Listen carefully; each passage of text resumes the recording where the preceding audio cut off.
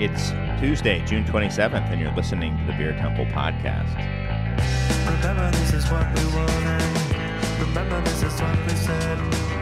To never be heard or seen from again. Remember, this is what we wanted. Remember, this is what we said. To never be heard or seen from again.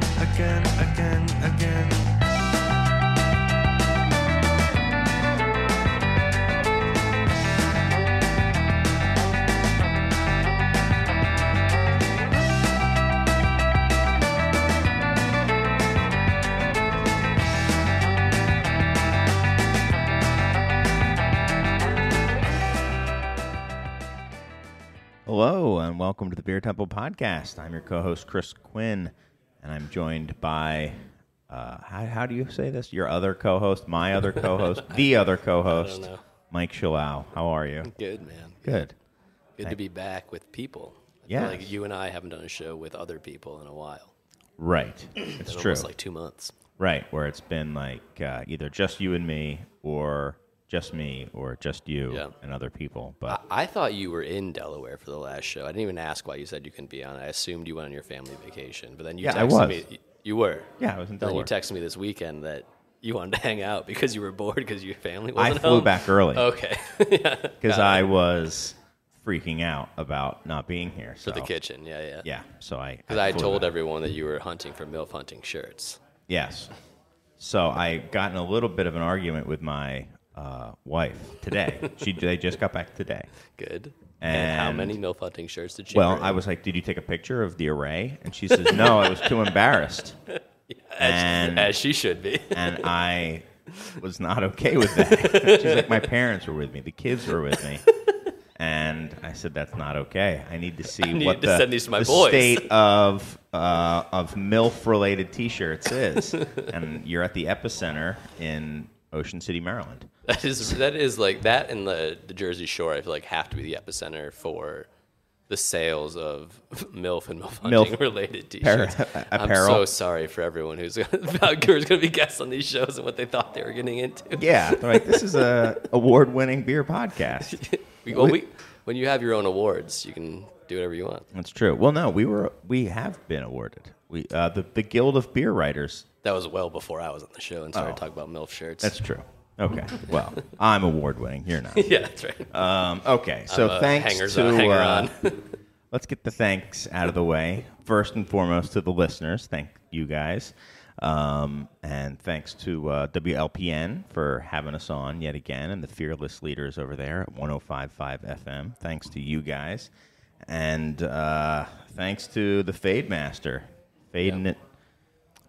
Strong fade today already. Most consistent member of the team. Yeah. He's won awards. Yeah. Fading awards. The Fadies. Yeah. The Yeah. Fadies. The fadiest fade. Yeah. And Once again, the Fade Master wins and the the fadiest Fadey fade. for Fadiest Fade goes to the Fade Fade Master. Master. Look at him go.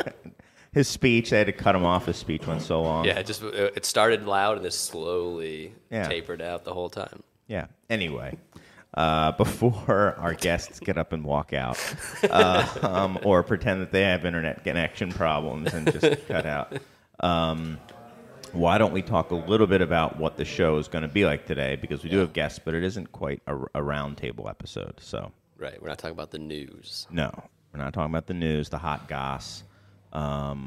We're doing one of our style shows, a state of, right? So are you just going to say well and make me do everything? Pretty much You're the whole supposed to be show. co-hosting. What do you want me to say? Lagers. We're doing lagers today. All right. We're going to be doing a show on lagers. So we got three guys who know lagers pretty well. Three cool guys. Three cool guys. Like the temperature of their beer lagering. Got it. Is that what you want me to be doing as the No, co-host? maybe I should talk more. Yeah, and we're going to be talking lagers. Hopefully double dry hopped lagers, hazy lagers, New England style lagers, slushy kettle lagers, sour lagers. all my favorite lagers. Oh, I'm going to Columbus, Indiana in a couple weeks. Is Where that? 450 North is. Oh, Yeah. think they'll have any lagers there? Yeah, absolutely. Love All right. cold, cool beers. If they have any slushy lagers, you have to get them and bring them back. Absolutely. Like I a will. pina colada flavored slushy lager. Pina colada. Ooh. Yeah. Are you going down there You guys for a can job have- interview you guys in their can marketing have- department? You Maybe? guys can have that one. Why do you think I'm wearing this flat brim? It's true. It is. Very It's flat. inverted. Okay. Well, why don't we introduce our guests the same way we always introduce guests, which is by seniority, that being how many times they've been on the show. And I believe, Tom, I think you're the senior member of the panel today. Whoa. Yeah. Congratulations. What an honor. Yes. Yeah. What? I mean, are there any? You'll get your plaque on I mean, the other way than out. other than a do I get fadie- front row seats at the next Fadies? Yeah, you do. Awesome. You definitely get front That's row. really up to Serge. Yeah, but yes, Tom Beckmann, right, of Goldfinger Brewing Company. Nailed it. Yeah, nailed it. Just took me a couple stammers to get through. Having to remember what the name of the brewery is and the name of the person is. How are you? Doing great. How are you? Doing well. Doing well. I was thinking of you when I was out on the East Coast. I went to Human Robot, which is a lager brewery. They had great lagers. They had two sections on their draft list. One was called Draft, and one was called From the Tank. Does that just mean like from a bright tank, essentially, or is it like I know they're trying to get that like the tank bar Right. vibe going? They do have some serving tanks back in their brewery that are hooked Yeah. directly to the taps, and they're horizontals too. So Right. the real Czech way. Right. They were good. And were. lots of Lukers. That's why I was really thinking of you. Because they had a lot of Lukers. Is that who hosts Log Jammin'? That's who hosts Log Jammin'. Yeah, we were just out there. Jackie Treehorn endeavor. It's Garden Party. Yeah. Got it. Okay. It's a lager festival, right? Yes, we were there. I think it was the beginning of June. Same day we were at Firestone Walker. Oh, Getting texts from friends. got it. it. There's that log jamming. Great fest. It's all a fundraiser for scholarships for underrepresented groups in craft brewing or distilling. Okay. So they raise a lot of money for that, and they just invite lager producers from all over the country and rent out the pier, like beautiful revamped pier in Philly. Yeah, the And, Penn's Landing, I think it's called, or Right next to Penn's Landing, Okay. yeah, the Cherry Street Pier. oh, never Yeah. been. All Yeah, right, it's beautiful. cool. And just drink a ton of lager. Like they give you a 0.3 liter mug, and the question is half or full, and the answer is always full. Yeah. Right from the get go. So you're drinking like 12-ounce beers 0.3 all is day. decent, yeah. Yeah, that's decent. Any standouts from log jamming? Besides your own beer. Yeah. I know No, you. I know you. Yeah. I like my beers. There were some good pilsners. I love pilsners. So there were tons of pilsners though. We brought our historical Vienna, and the fact that it wasn't a pilsner got everybody excited because they're like, thank God it's a different style.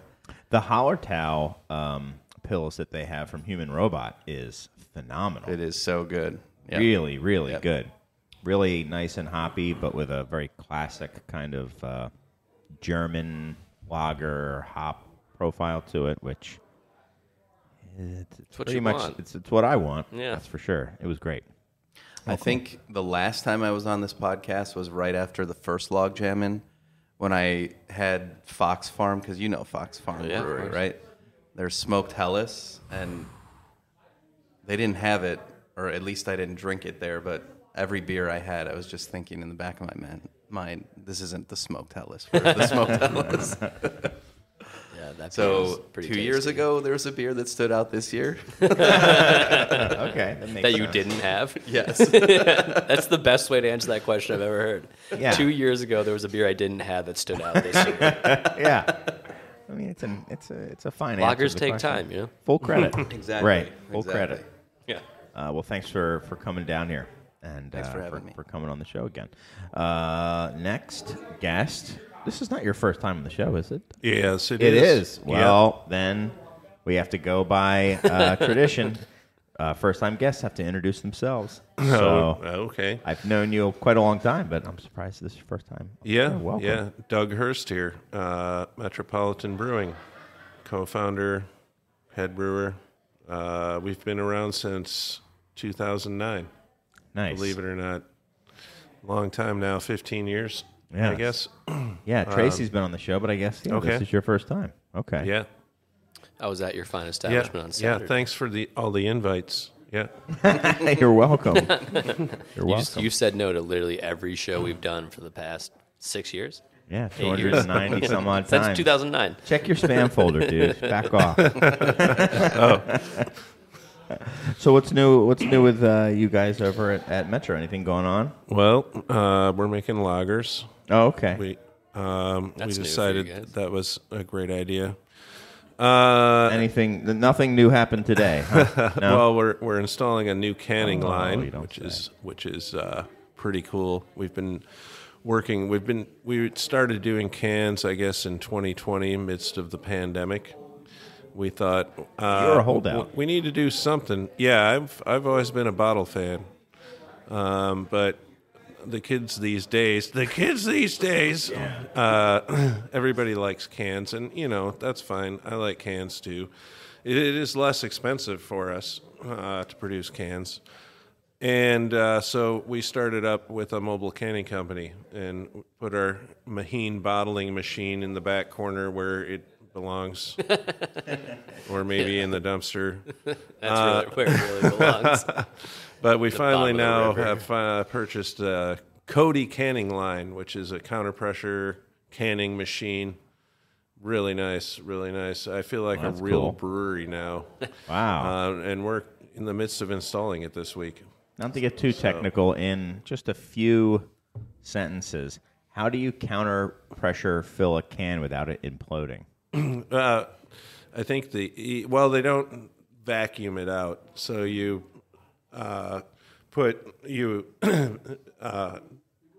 run CO2 into the can, then it goes under the counter pressure filler and pressurizes, and then fills it while slowly releasing the pressure, just like you would with bottling.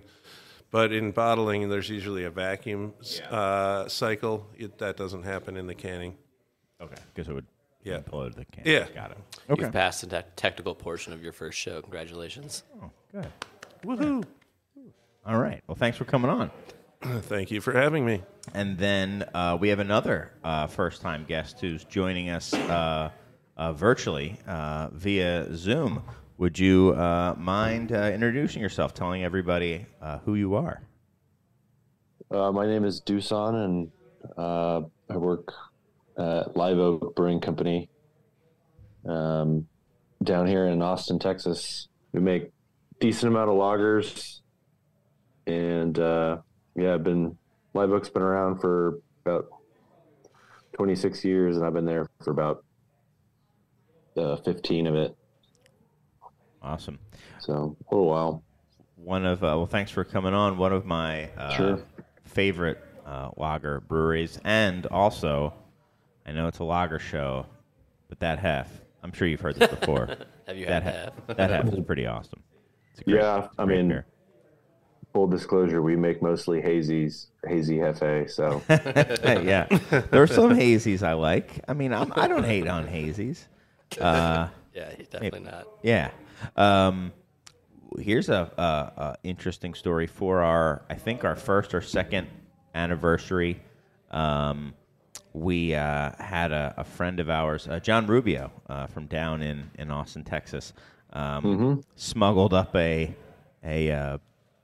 half barrel of the hef for us, and we drank it in the parking lot. We gave it out for free. We didn't sell it. We just gave everyone pours for free, and it was a hot commodity. Everyone was super excited that we had fresh jockey. hefe, A jockey box. So That's awesome. yeah. I didn't know that. Oh, really? I think you Or- were on the I other know. side with your little corny kegs of the Chris Quinn beer you made. or Chris something. Quince beer. It was a Chris Quince. Quince. Yeah. Yes. Quince beer. Yeah. That the Pipeworks version got about a 3.6, and the side project version, which didn't exist, got a 4.2. That's awesome.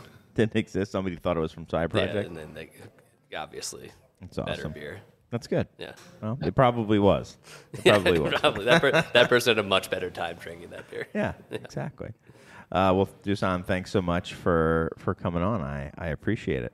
I'm already trying to look at your liquor cabinet and see what you got there. It is a robust liquor cabinet. Yeah, It's it is. beautiful. It is robust. Yes. And thanks for Tom for making the connection and having you come on last minute. Yeah, we just actually brewed our Live Oak Goldfinger collaboration beer I think we have some right here. today. Nice. Brzezinski? Another style. Oh, a different one. What is it? Come on. one. An American Zoigl. Oh, a Zoigl beer. What is that?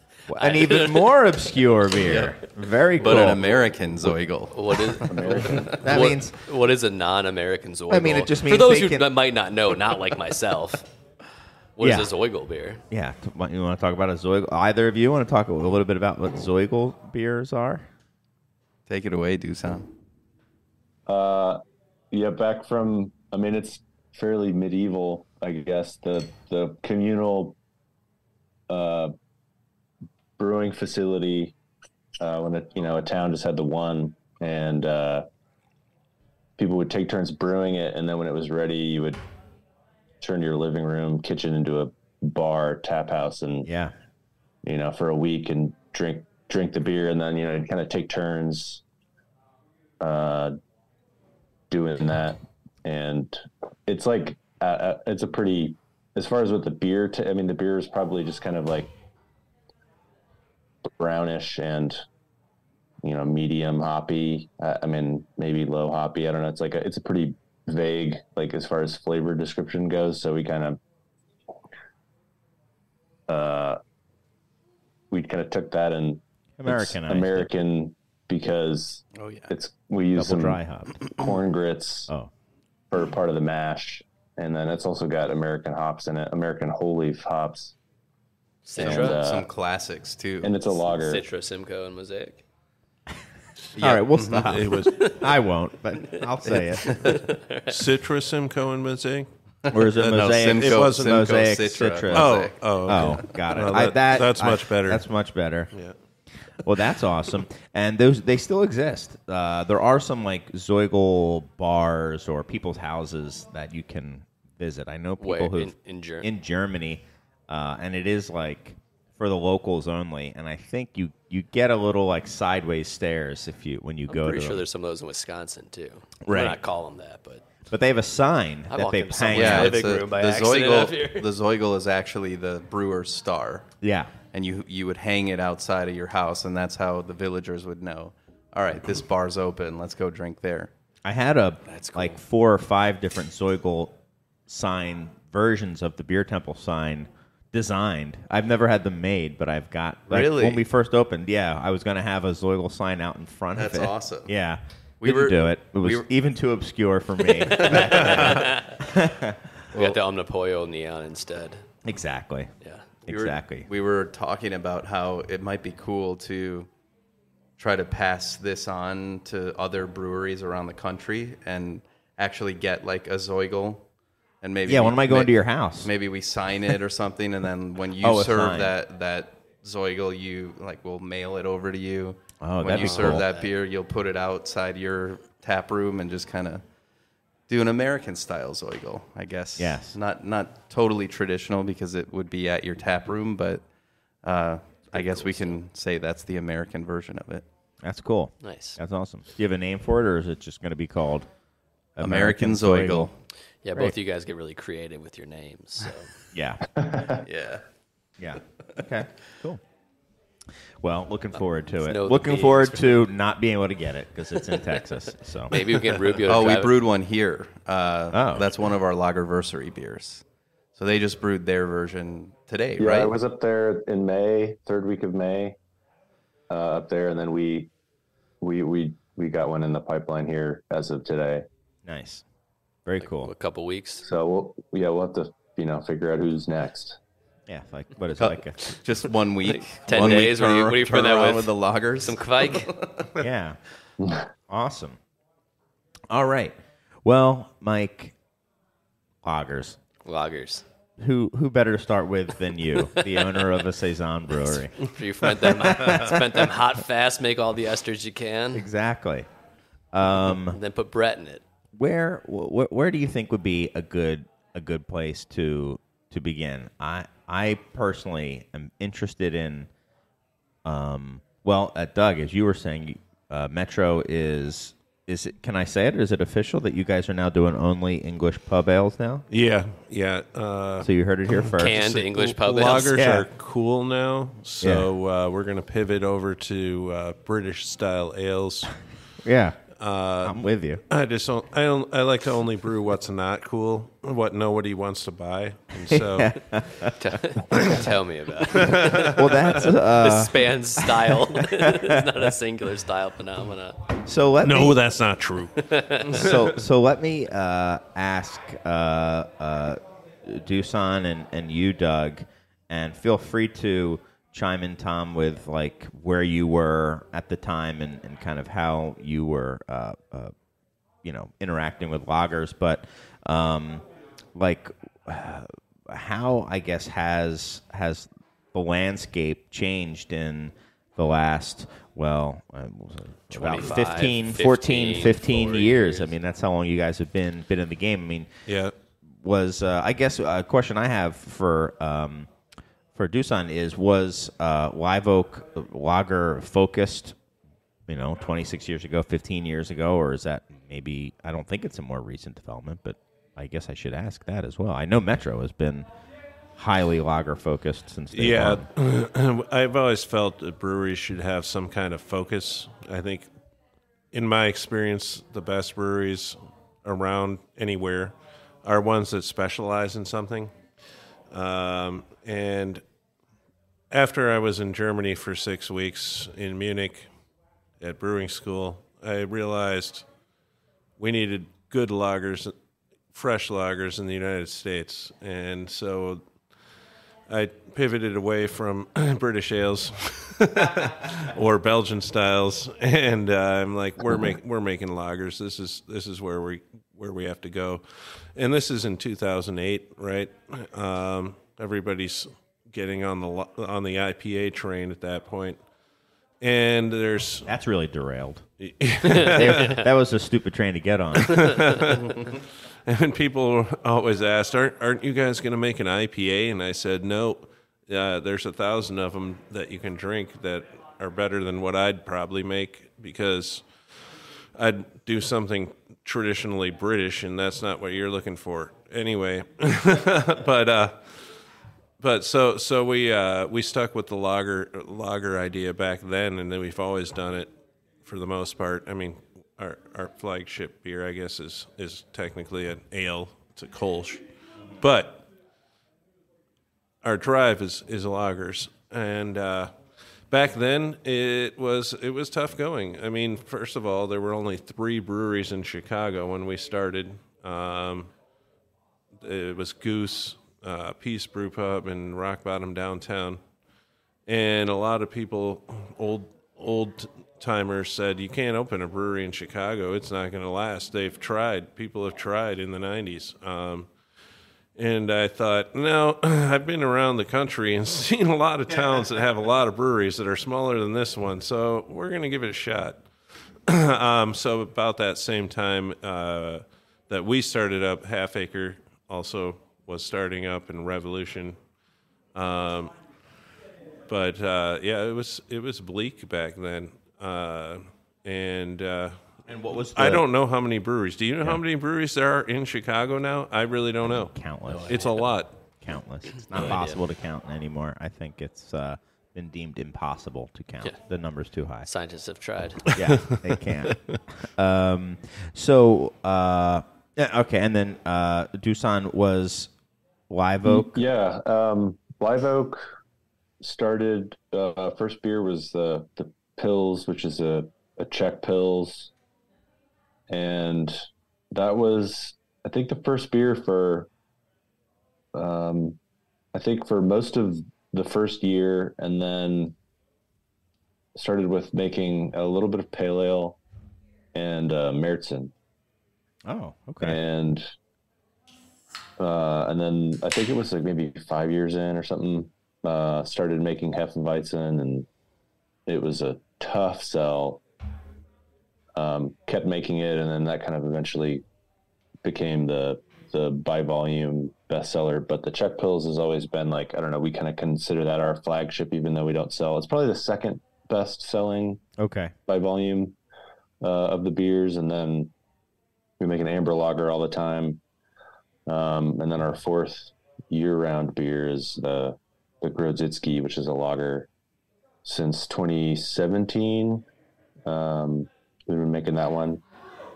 And since we got the right to finally sell, like have a tap room and sell beer to go from the tap room, which was only 2019, we started making 20-barrel batches of beer just for the tap room, for people to come that are not distributed in our normal pipeline. We do our own distribution around town, so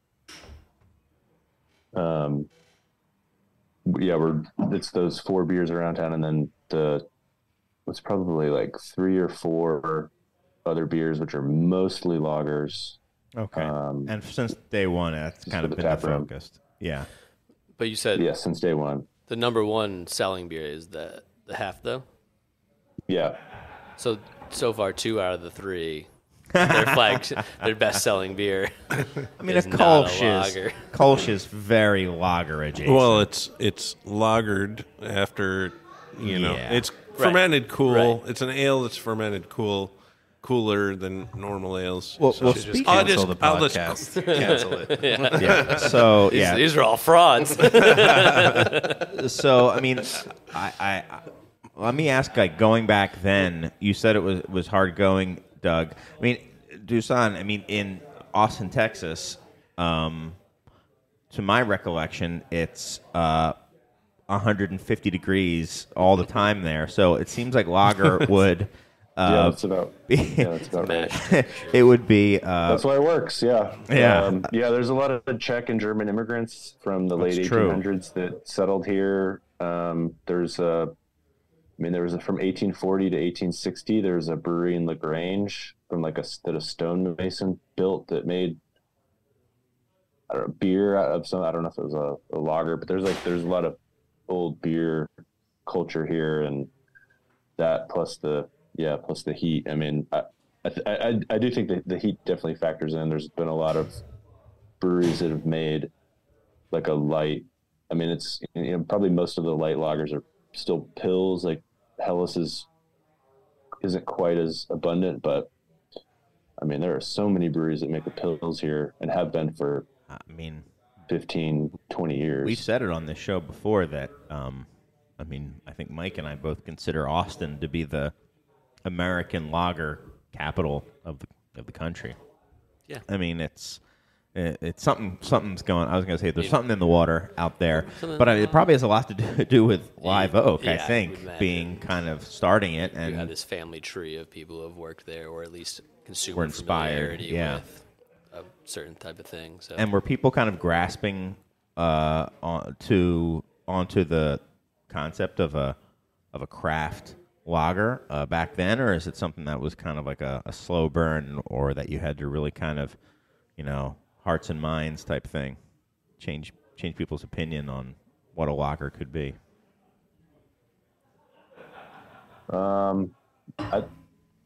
People that were supporting beer back, a long time ago, we were just really until kind of recently we were making like more different kinds, but the Czech Pils and the amber lager, the Vienna style, it's like maybe a little hoppier than true to style, but that's been Hefe Pils and Big Bark, those have been the top 3 beers for the last 26 years, so it's been really steady.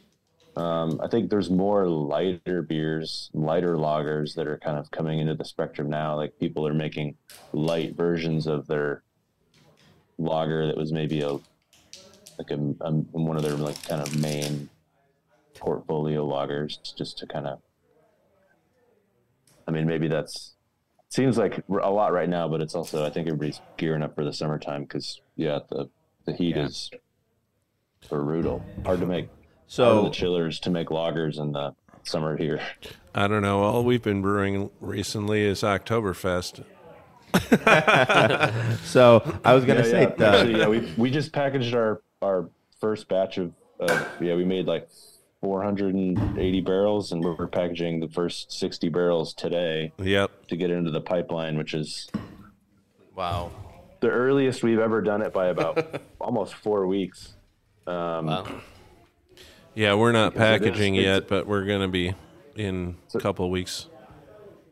But and everybody always talks about seasonal creep, like, oh, Oktoberfest comes out in May now. But no, really, our Maibach came out in May. But we did start brewing Oktoberfest, in late May. But it won't be released until, I agree August. I agree with Dusan, though, about like lighter beers. I don't know if you would consider an American lager a lighter beer. I guess based on ABV, yeah, but it's not. I've seen a lot more breweries doing an American style lager, and my dad sent me an article. I don't even remember where it was from, but it was like talking about the rise of American style lager, specifically in the lager category. Which I think there's definitely an opportunity for craft brewers to kind of reclaim or redefine what an American lager is. I don't know how you do it from a marketing standpoint, but I think stylistically you could take some cues from some of the bigger brewers, the macro brewers, but just like make how so? Like you could make it an adjuncted lager. I mean, that's pretty American. Pre-pro lager. I know people have tried to call those like the kind of pre-prohibition lagers and stuff like that. Yeah, I don't know how you market it. That's the tough challenge. But in terms of like having that on offer in your tap rooms, because this is for me, I think the only future for American lager as a style is craft style is in the tap room. I think you're never going to win anybody over in the on the shelves because obviously there's a lot cheaper options. But I think it would be cool if we kind of collectively rethought what could define an American style lager and make it something interesting and kind of claim it as our own. I totally agree with you. We started this year making a beer we call Microvolt, and it's a 3.5% lager. Nice. It's all malt, and the thing about it is it's flavorful, even at 3.5%. And so, that's a good sign. 3.5%, and it doesn't taste like water. And I think that's the key in redefining that and making a lighter beer. I agree. Flavor. Yeah. Well, Tom, I want. And it's still like super, as they say, quaffable or whatever. At the same time as having some flavor in it. I want to take one step back. Tom, we haven't talked about your brewery yet, and you open in a much more generally saturated market than either of these guys opening when there's 3 breweries in Chicago, or I think in 18 BC is what Dusan said when they opened. So what went into the choice in a very busy beer market to dedicate yourself to only lager? I think I'm probably preaching to the choir when I am looking at you talking that we just decided to open terrible businesses that make no money. How do we not make money? The idea is you have to hate money. Yeah, exactly. Got that in spades. Need it. Hate it.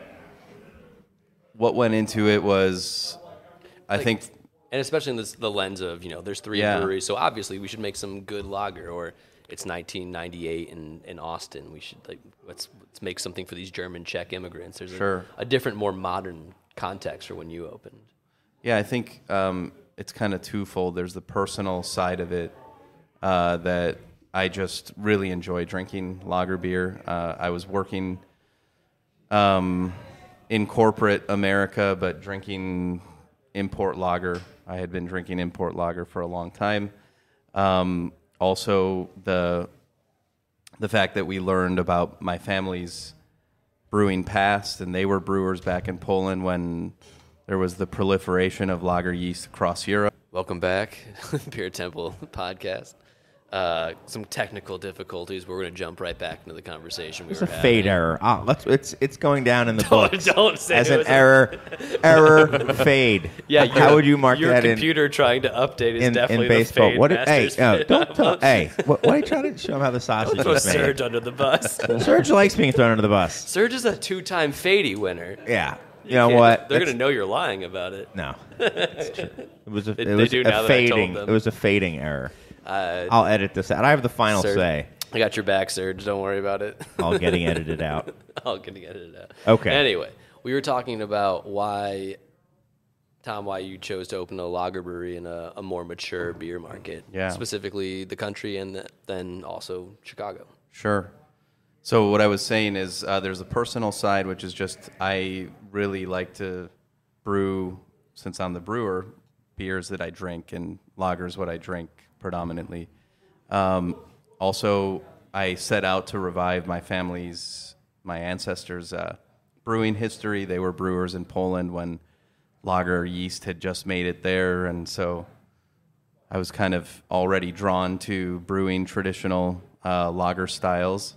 But also, from the business side, I saw an opportunity in the market because every new brewery that was opening was just doing IPAs, basically. And there had been some trailblazers in lager. I'm sitting next to one. Oh, thanks, man. And Okay. Yeah, I mean, you had some examples of lager producers that were having. I mean, you talk to any lager producer, and none of them will say that they're successful. But from like an opening a brewery standpoint, I saw that it was at least viable. That you could keep buying malt and brewing more. And for me, that was one of the main priorities. Stay in business. Yeah. One of the top It's a two. good priority. At the end of every day, well, we're still here. Exactly. Yeah. We haven't quit yet. That's The other side of it was that people just like lager. I mean, I think we were just looking as an industry, we were just completely kind of ignoring what people actually want to drink for a really long time. If you just look at the numbers, and you can pretty much fly to any Caribbean country and they have their own like island lager of some sort. Right. They don't have their own island IPA, although, yeah, I guess now, or maybe Lagunitas is there. But everybody has their lager because that's really approachable, and not all of it's good.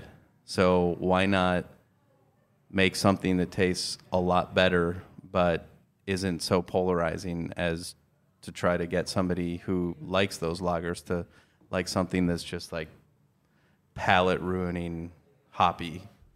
So we saw an opportunity there and decided to take a risk. So when you're saying there was an opportunity, I'm sorry, did I? No. you're Okay. good.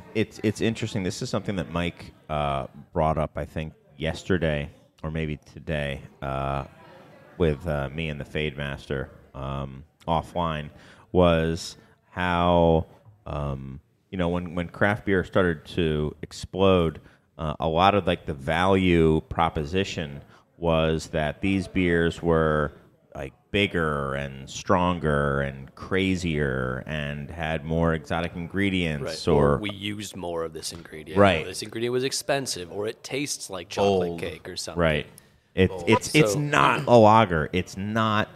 I mean, now that's- Sam Adams, I think, is a huge exception to that, which we can also talk about too. They didn't go with that strategy, but they were kind of, not quite running parallel. They're very much part of it, but They're playing a different game. Than a lot of I don't think they're the only ones though, because from I'm an old, right, and so I was drinking craft beer in the early '90s and even the late '80s, and some of the breweries that were starting up then when craft beer was pretty new. A lot of them were doing lagers. Sprecher Amber was a lager. Capital Brewery. You can tell I grew up in Wisconsin. Yeah. Capital Brewery was what did they call it? Anyway, it was like a Helles. That was their first beer, and so that was kind of the go-to, I think, for a lot of early craft breweries was making a lager, but maybe a more flavorful lager, like an amber style or something. Well, in the fact, first boom, like the mid '90s, I think it was definitely English and Belgian focused. Not entirely. There were definitely German. English. Yeah, definitely Yeah. British. Yeah. And I think as it went on, it became more British. I think really, and I think that is kind of the modern kind of craft world that I kind of see. Even lager having come out of. I don't think lager. Today's craft lager is an ancestor of Sprecher Amber. I think it comes more from, Sierra Nevada and Goose Island than it does from Sprecher. Well, do you guys agree with that? The lager makers in the room? Do you Yeah, think? it's true. Do you pull Yeah, your I inspiration think, from a similar idea? Down here, we've got the Shiner Brewery that's. Oh yeah. They have beer all over the place, but they've been making lager. But that was like when I was drinking just like shitty macro light beer. That was like drinking the local Shiner Bock was like, boom, step one out of that beer, and then English, and then I kind of went to English beers and Belgian beers because that's what was available. But the Shiner Bock kind of, I mean. And I think there's still a lot of ambers, people that are still kind of coming around to craft beer.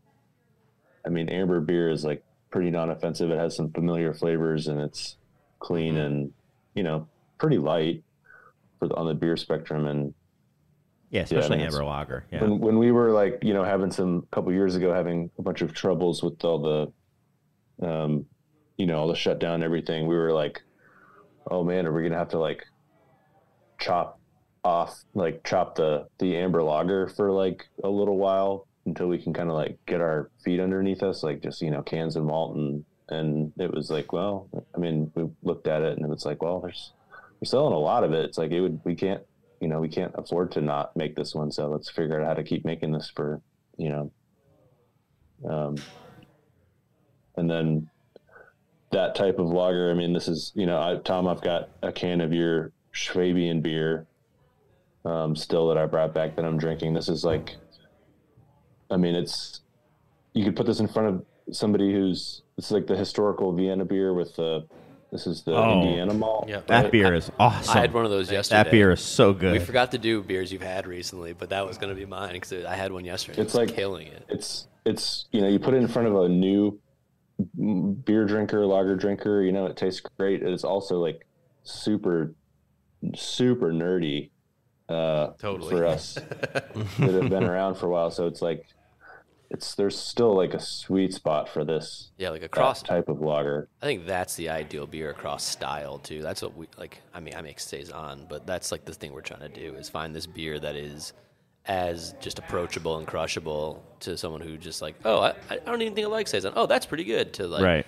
to the beer nerd who's like, oh wow, you can really taste the horse blankety, like like the subtle horse blanket. Like and that's obviously different like phenotypic beers, but same idea that trying to be as nerdy and as deep in your knowledge and your production of it, and as approachable in the actual consumption of it is the dream. So okay, so I'll digress from that, from how the family tree branched off and where lager drinkers today were kind of derived from, but I still want to get back to what you were saying, Mike, which was, what was the value proposition? Like, why? Right. Like, how do you get people to drink lagers, especially back in the day, but now And even more specifically now, where it's like the last 10 years of selling beer has been either it doesn't taste like beer, or we used so much of this ingredient, or we used this crazy ingredient,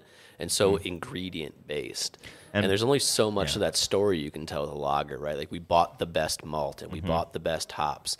And so how do you position something that is so time based and processed focused in where it derives its value for the flavor of it, and put that into consumers' minds as like, this is as valuable, if not more so, than the IPA you're drinking that's 19 pounds per barrel of dry hop. Like that has to be something that you guys think about or rage against or whatever it is. Like how do you seems like a more difficult and you kind of sell. have to exist in the parlance of our times, to borrow a term from the dude, but like there's a lexicon of how we're selling beer in America for craft beer, and like how do you find your avenues to telling consumers this is valuable, or even beer buyers. Yeah, even if it isn't bombastic or intense or any of those things. After you tell their spiel, they say, "But is it thick?"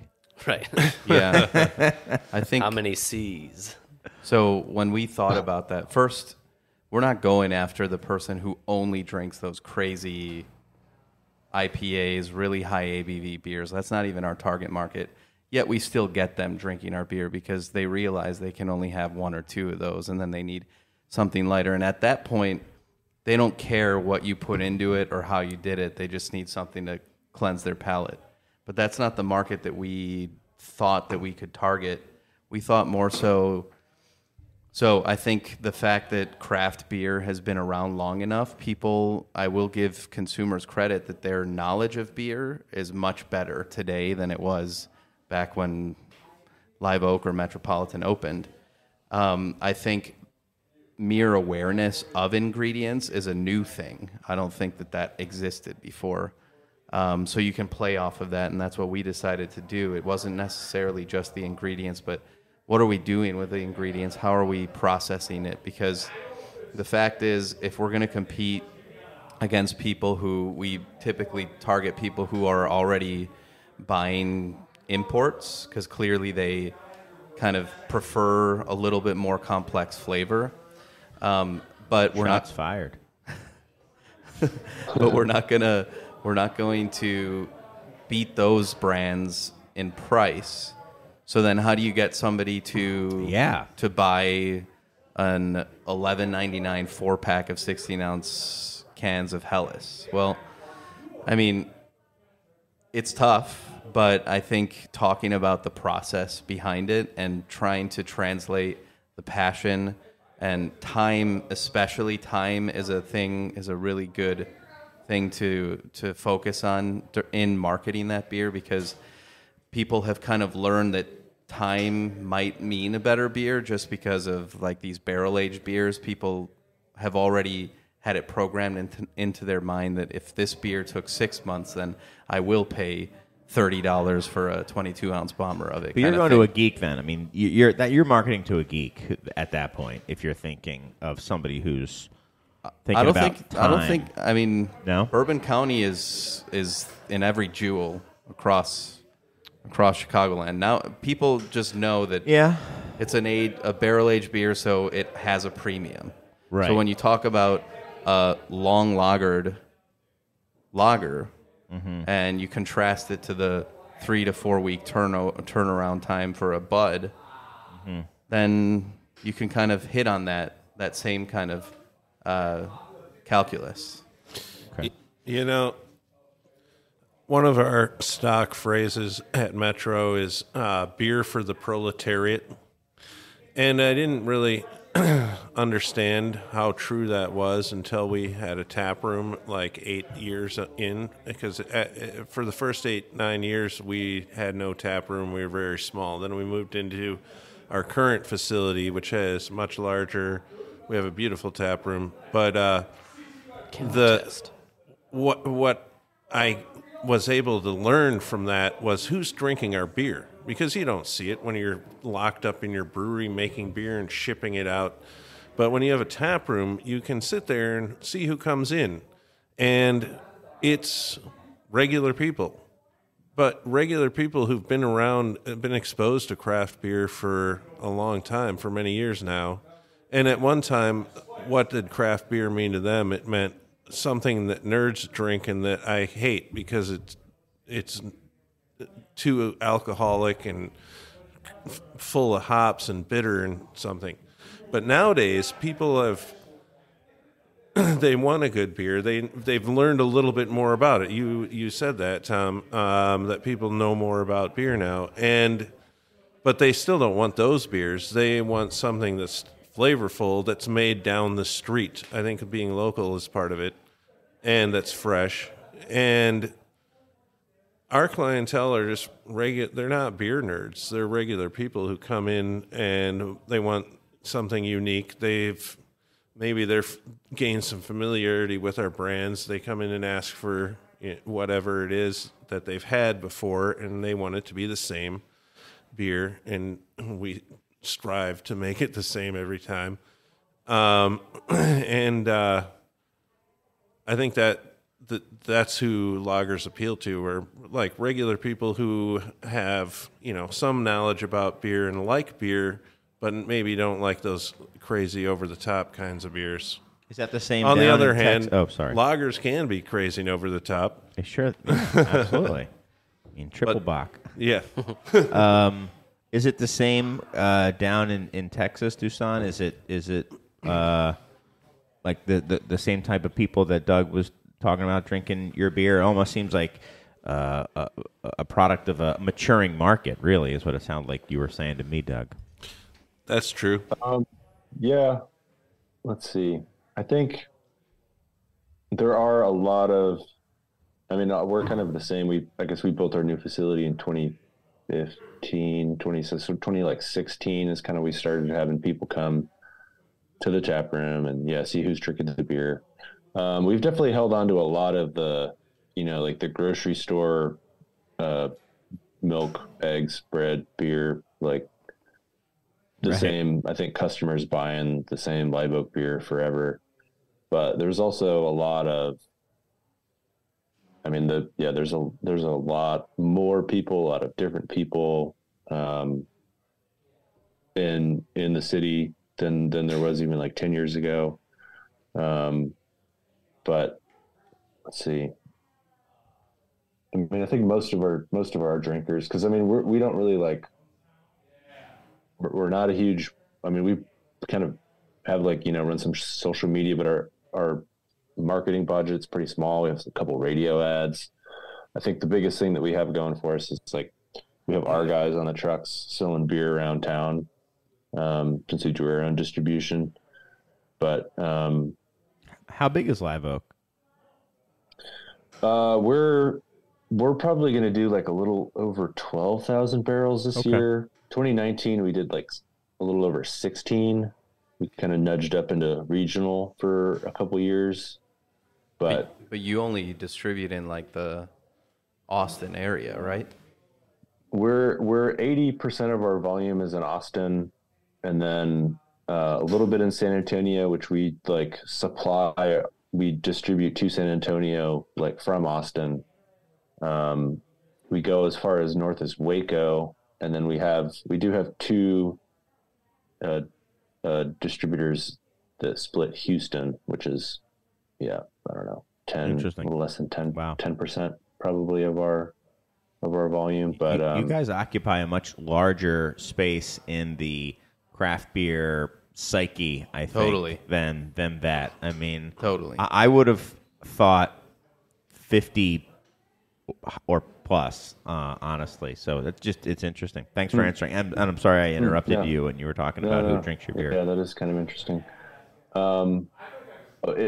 We were probably about, when we were a couple years ago at our peak, it was about 50-50 draft and package. And before we built the new facility, we were just over 10,000 barrels of draft only. That was 2014. So we're a big, we were a big draft. Yeah. When you guys were started package, that was a big deal. I heard about it in Chicago when Live Oak started packaging, and you had those. I think it's very similar, if not the same cans that you still have, and they were awesome. Mm-hmm. They were really awesome cans. But yeah, I think it was draft only, or maybe had just gone to package when we Smokey and the Bear that keg of hef up here. I think it's mostly from the Hefe, which is fine. I mean, the Hefe, pays for the party, so we can make the lager too. But yeah, the Hefeweizen definitely, I think, is why we've been. That's where people bring, a half barrel up to a parking lot party. The lagers are kind of probably getting a little bit more notoriety in the last, I guess since we've been able to can them and get them around a little easier. But yeah, I think something that also contributes to, and I think we're operating in a pretty small bubble, but I do feel that lager is getting more attention today than it used to in the craft beer community. 1,000%. Huge. Absolutely. I do think that some of the credit is, at least recently, in what I observed and what was also served as an inspiration for us, was the fact that Bierstadt Lagerhaus opened in a place where every craft brewer goes to once a year in Denver. And a lot of if you talk to any brewer, they like to drink lager. So, but they were used to making IPAs or whatever was popular at the time. Then they go to Denver for GABF, and they go to this brewery that has like 3 lagers on tap, and that's it. And they're like, holy shit. All world class. And all world class. And they're like, holy shit, somebody did it. You can do this? That's what you're saying about brewers drinking lagers is absolutely true. When we were one of the only lager games around, every brewer in the area was like, yeah, we make these IPAs all day, but we want to drink your beer at the end of the day. And I think that says a lot about lager, though, in a way, because when you're a brewer, you've got access to every kind of beer, right? And in the end, you decide what you like is something that you can drink a pint of and want another one at the end of the glass, So I think an interesting question, which I don't have the answer to, but I'd be curious what you guys all think is like. I'm sure I have the answer. Do you think that breweries or brewers are driving this newfound interest in lager, or are breweries responding to That's a great the question. need That for is a good lager? question.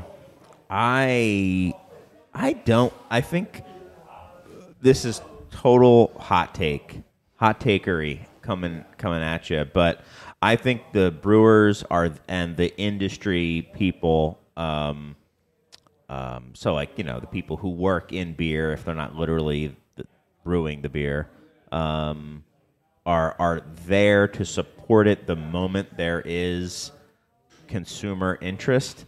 But I think it is a consumer-driven thing at this point.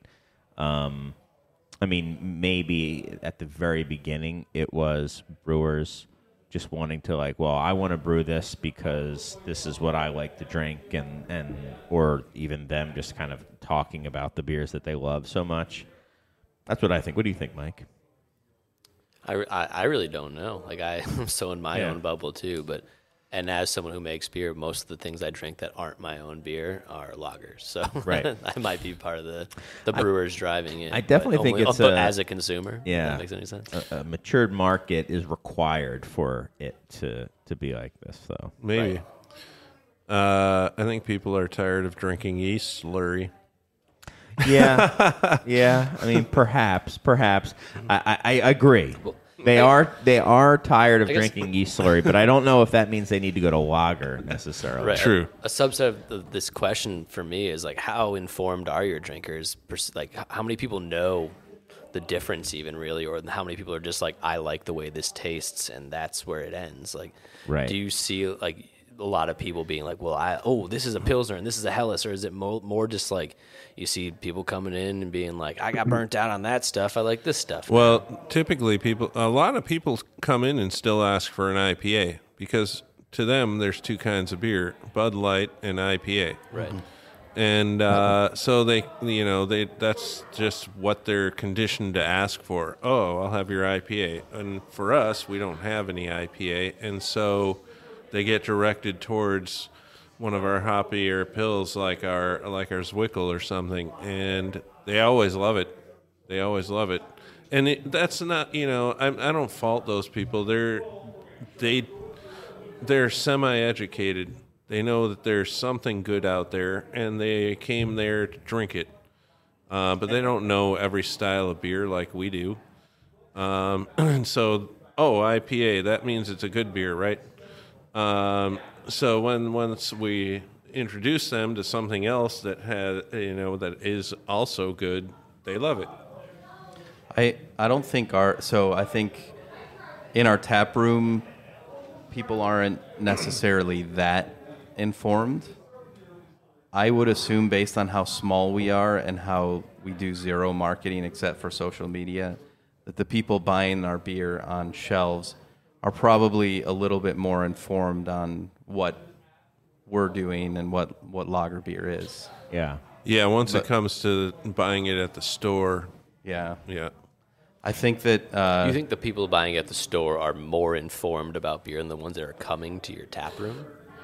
That's surprising. Absolutely. In Downers If they're Road, searching it out. We get a lot of people who used to live in your neighborhood, and they're like, "Oh, I'm so glad that there's like a suburban metropolitan." That's where I live. No, it's still very much like a local pub for us. Like people, we have a big sign, so when you go across the tracks, you're like, "Oh, let me check out what Goldfinger is." And so yeah, it's people who just kind of come because they like to sit outside and have a couple beers, and they've tried it before and they like it, but not necessarily because we are doing triple decocted, under modified malts on all of our Czech beers. Well, That might have something to do with like what we were talking about with the make the beer that the nerds love, but also is just quaffable and drinkable, right? Yes. Because like Yep. people can just show up and like the OG, and then when a nerd like me is like, wait, they're doing what? Yeah. And they're acidifying with Sourgut? Yeah. And I'm like, I got to get deeper into this thing. I'm going to have to call out make it another infinitely brewery deep. here too, Dovetail, because for the nerds, they've got the whole nerd setup in their brewery with the cool ship and the open fermentation and all that. But they're making some great lagers too that appeal to everybody. it's interesting. So I mentioned it, I believe, on the show before, but I'm guessing that the folks on the panel today might be surprised that at a place like the Beer Temple, I think in our 10-year history, it's without a doubt, now that I think about it, the hottest, best-selling beer over an extended period of time I know where you're going with this. was in 2020 and into 2021 was Rothaus Pils when it came into the market, and it was a $15 six-pack of Pilsner. 12-ounce bottles, or like 12 ounce. there's some weird size. 11 to 11. No, it was like 11.7. It was Yeah. like something weirder. And it was $15, and we were selling 40 cases a week for Wow. like ever. Was it fresh? Well, Yeah. it was Yeah, fresh, that's and better. they'd come in and go back. Come in. 3-month code People date. were buying cases at a time. Wow. It was crazy. It was the hottest And beer then, ever. And then it slowed down, and then it got a little old, and then people stopped buying it. Exactly. And then we started getting older beer. And then people realized Rothaus is super inconsistent, and then Right. No. It just stopped I mean, coming in. my blame is squarely on the distributor. And I'm not saying anything that I haven't said to their face many times. You're notoriously That's pro weird. distributor on this Yeah. show. A distributor don't had get a him started. Yeah. The poor little distributor. Yeah. They're just trying their best, Chris. Come on. I mean, how do you take something that is just handed to you and screw it up? But they managed. It happens all the time. They managed. Who's that distributor? That's Lakeshore Beverage. Is who that distributor is. That's weird. Yeah. I guess they Yeah. got better incentives from another larger American brewery. Huh? Maybe. But I remember times you were literally bringing pallet or a pallet and a half a week and just blowing through it. Yeah. And I would try to get it, and you're like, we're sold out. I'm like, I'm your friend. Save me a six pack. Right. I know. It was nuts. It was absolutely bonkers. But it did show that at least in those conditions, and it was, pandemic time. But that's what people. I mean, it just struck a chord. So why is that? Oh man, I've tried to think over about here it before. Or was that like the first It was the first time it had come into Chicago, and we drank it, and we're kind of blown away by how good it was. So I put out one post. I mean, we didn't make a big ad campaign for it, and it just went bananas. Yeah, you put out one post of you just being like, this beer is really good. It's really good, and then that was it. Do you think it's definitely a hype brand on like the lager pages and Facebook and stuff? Yeah, It was, New I York. remember having it in New York. And I would suspect that Beer Temple appeals to a certain beer consumer. For sure. Sure, but you've done more effusive praise of Trumer, and while you probably have sold, in the lifespan of this place, probably sold more Trumer volume-wise. Maybe. Because you sold more kegs of Trumer than... Yeah. But for some reason that hit... I think that has something to do with the packaging, The too. packaging, the timing. the taste,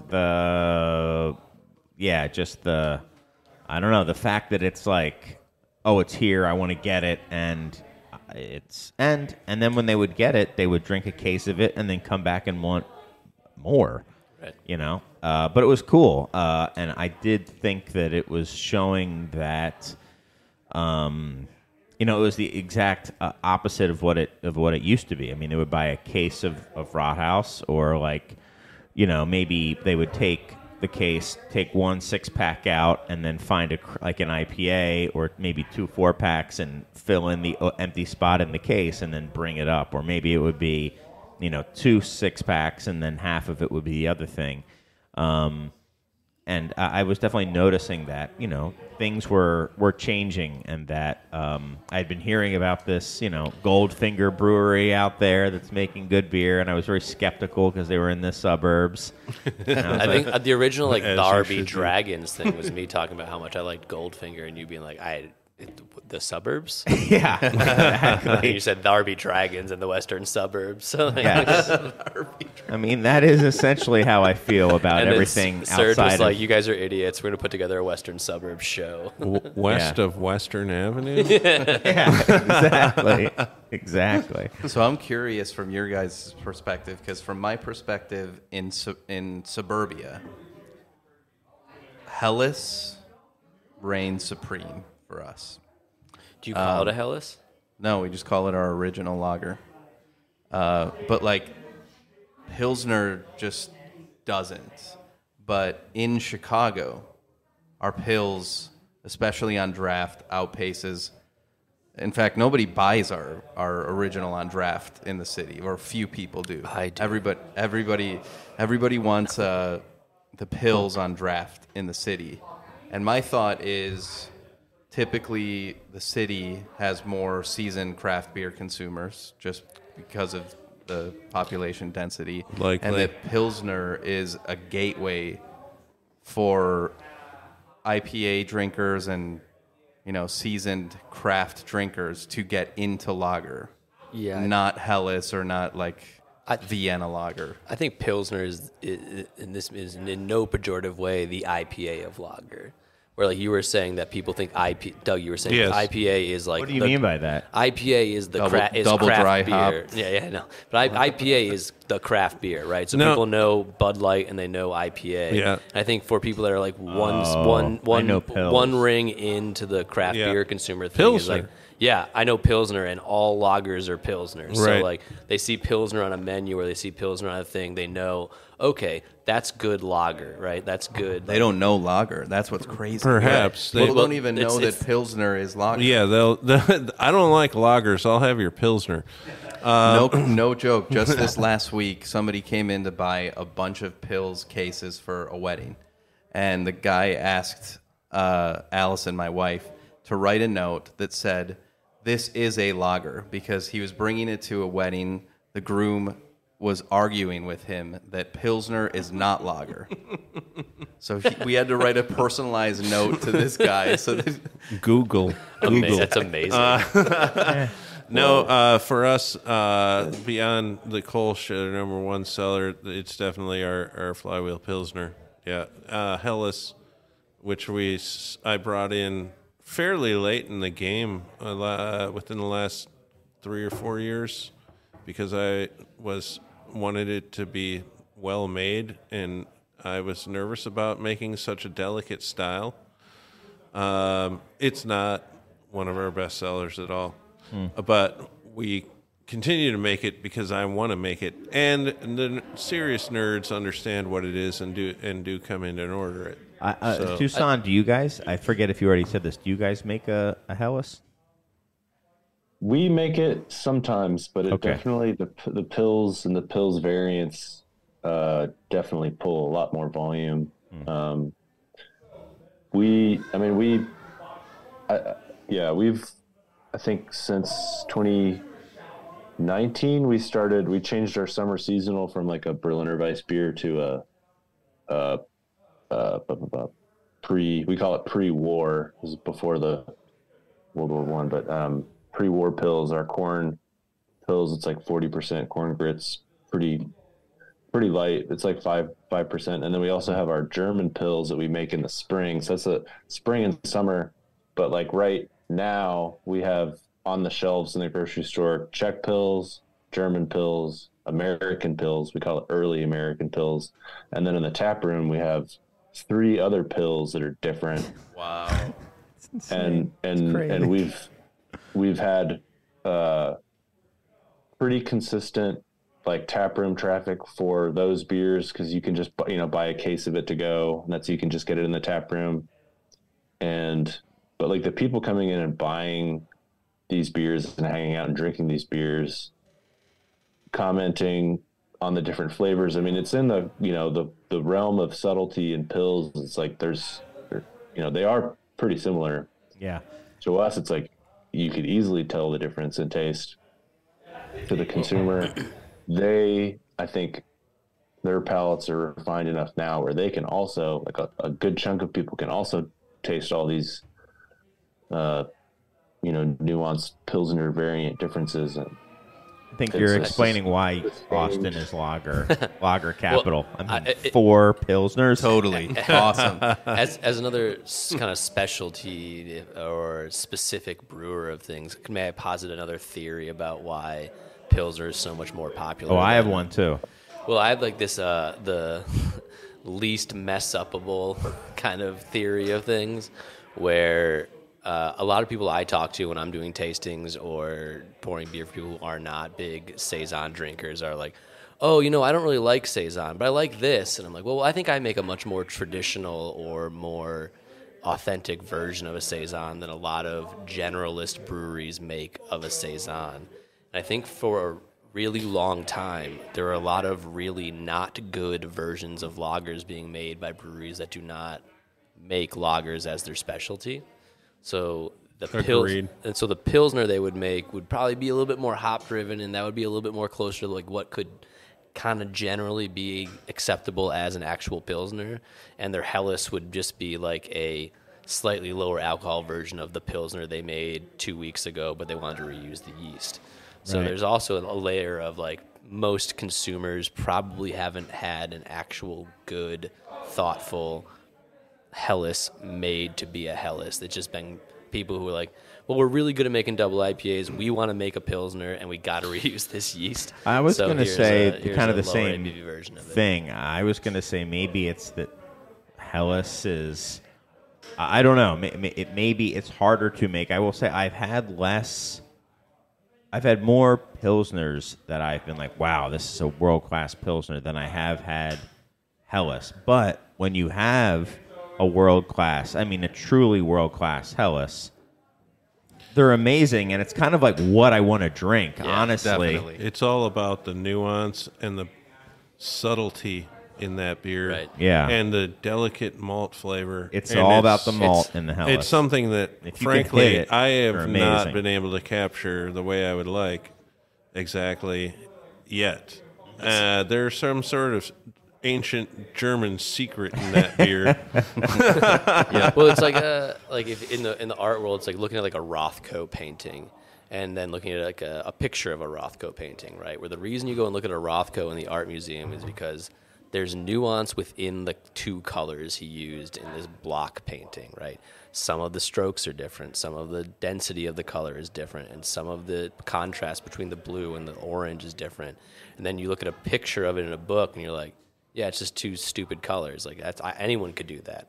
And so, like, well, you can't really, because it's about caring for this thing from the beginning to the end and making it this subtle, beautiful thing.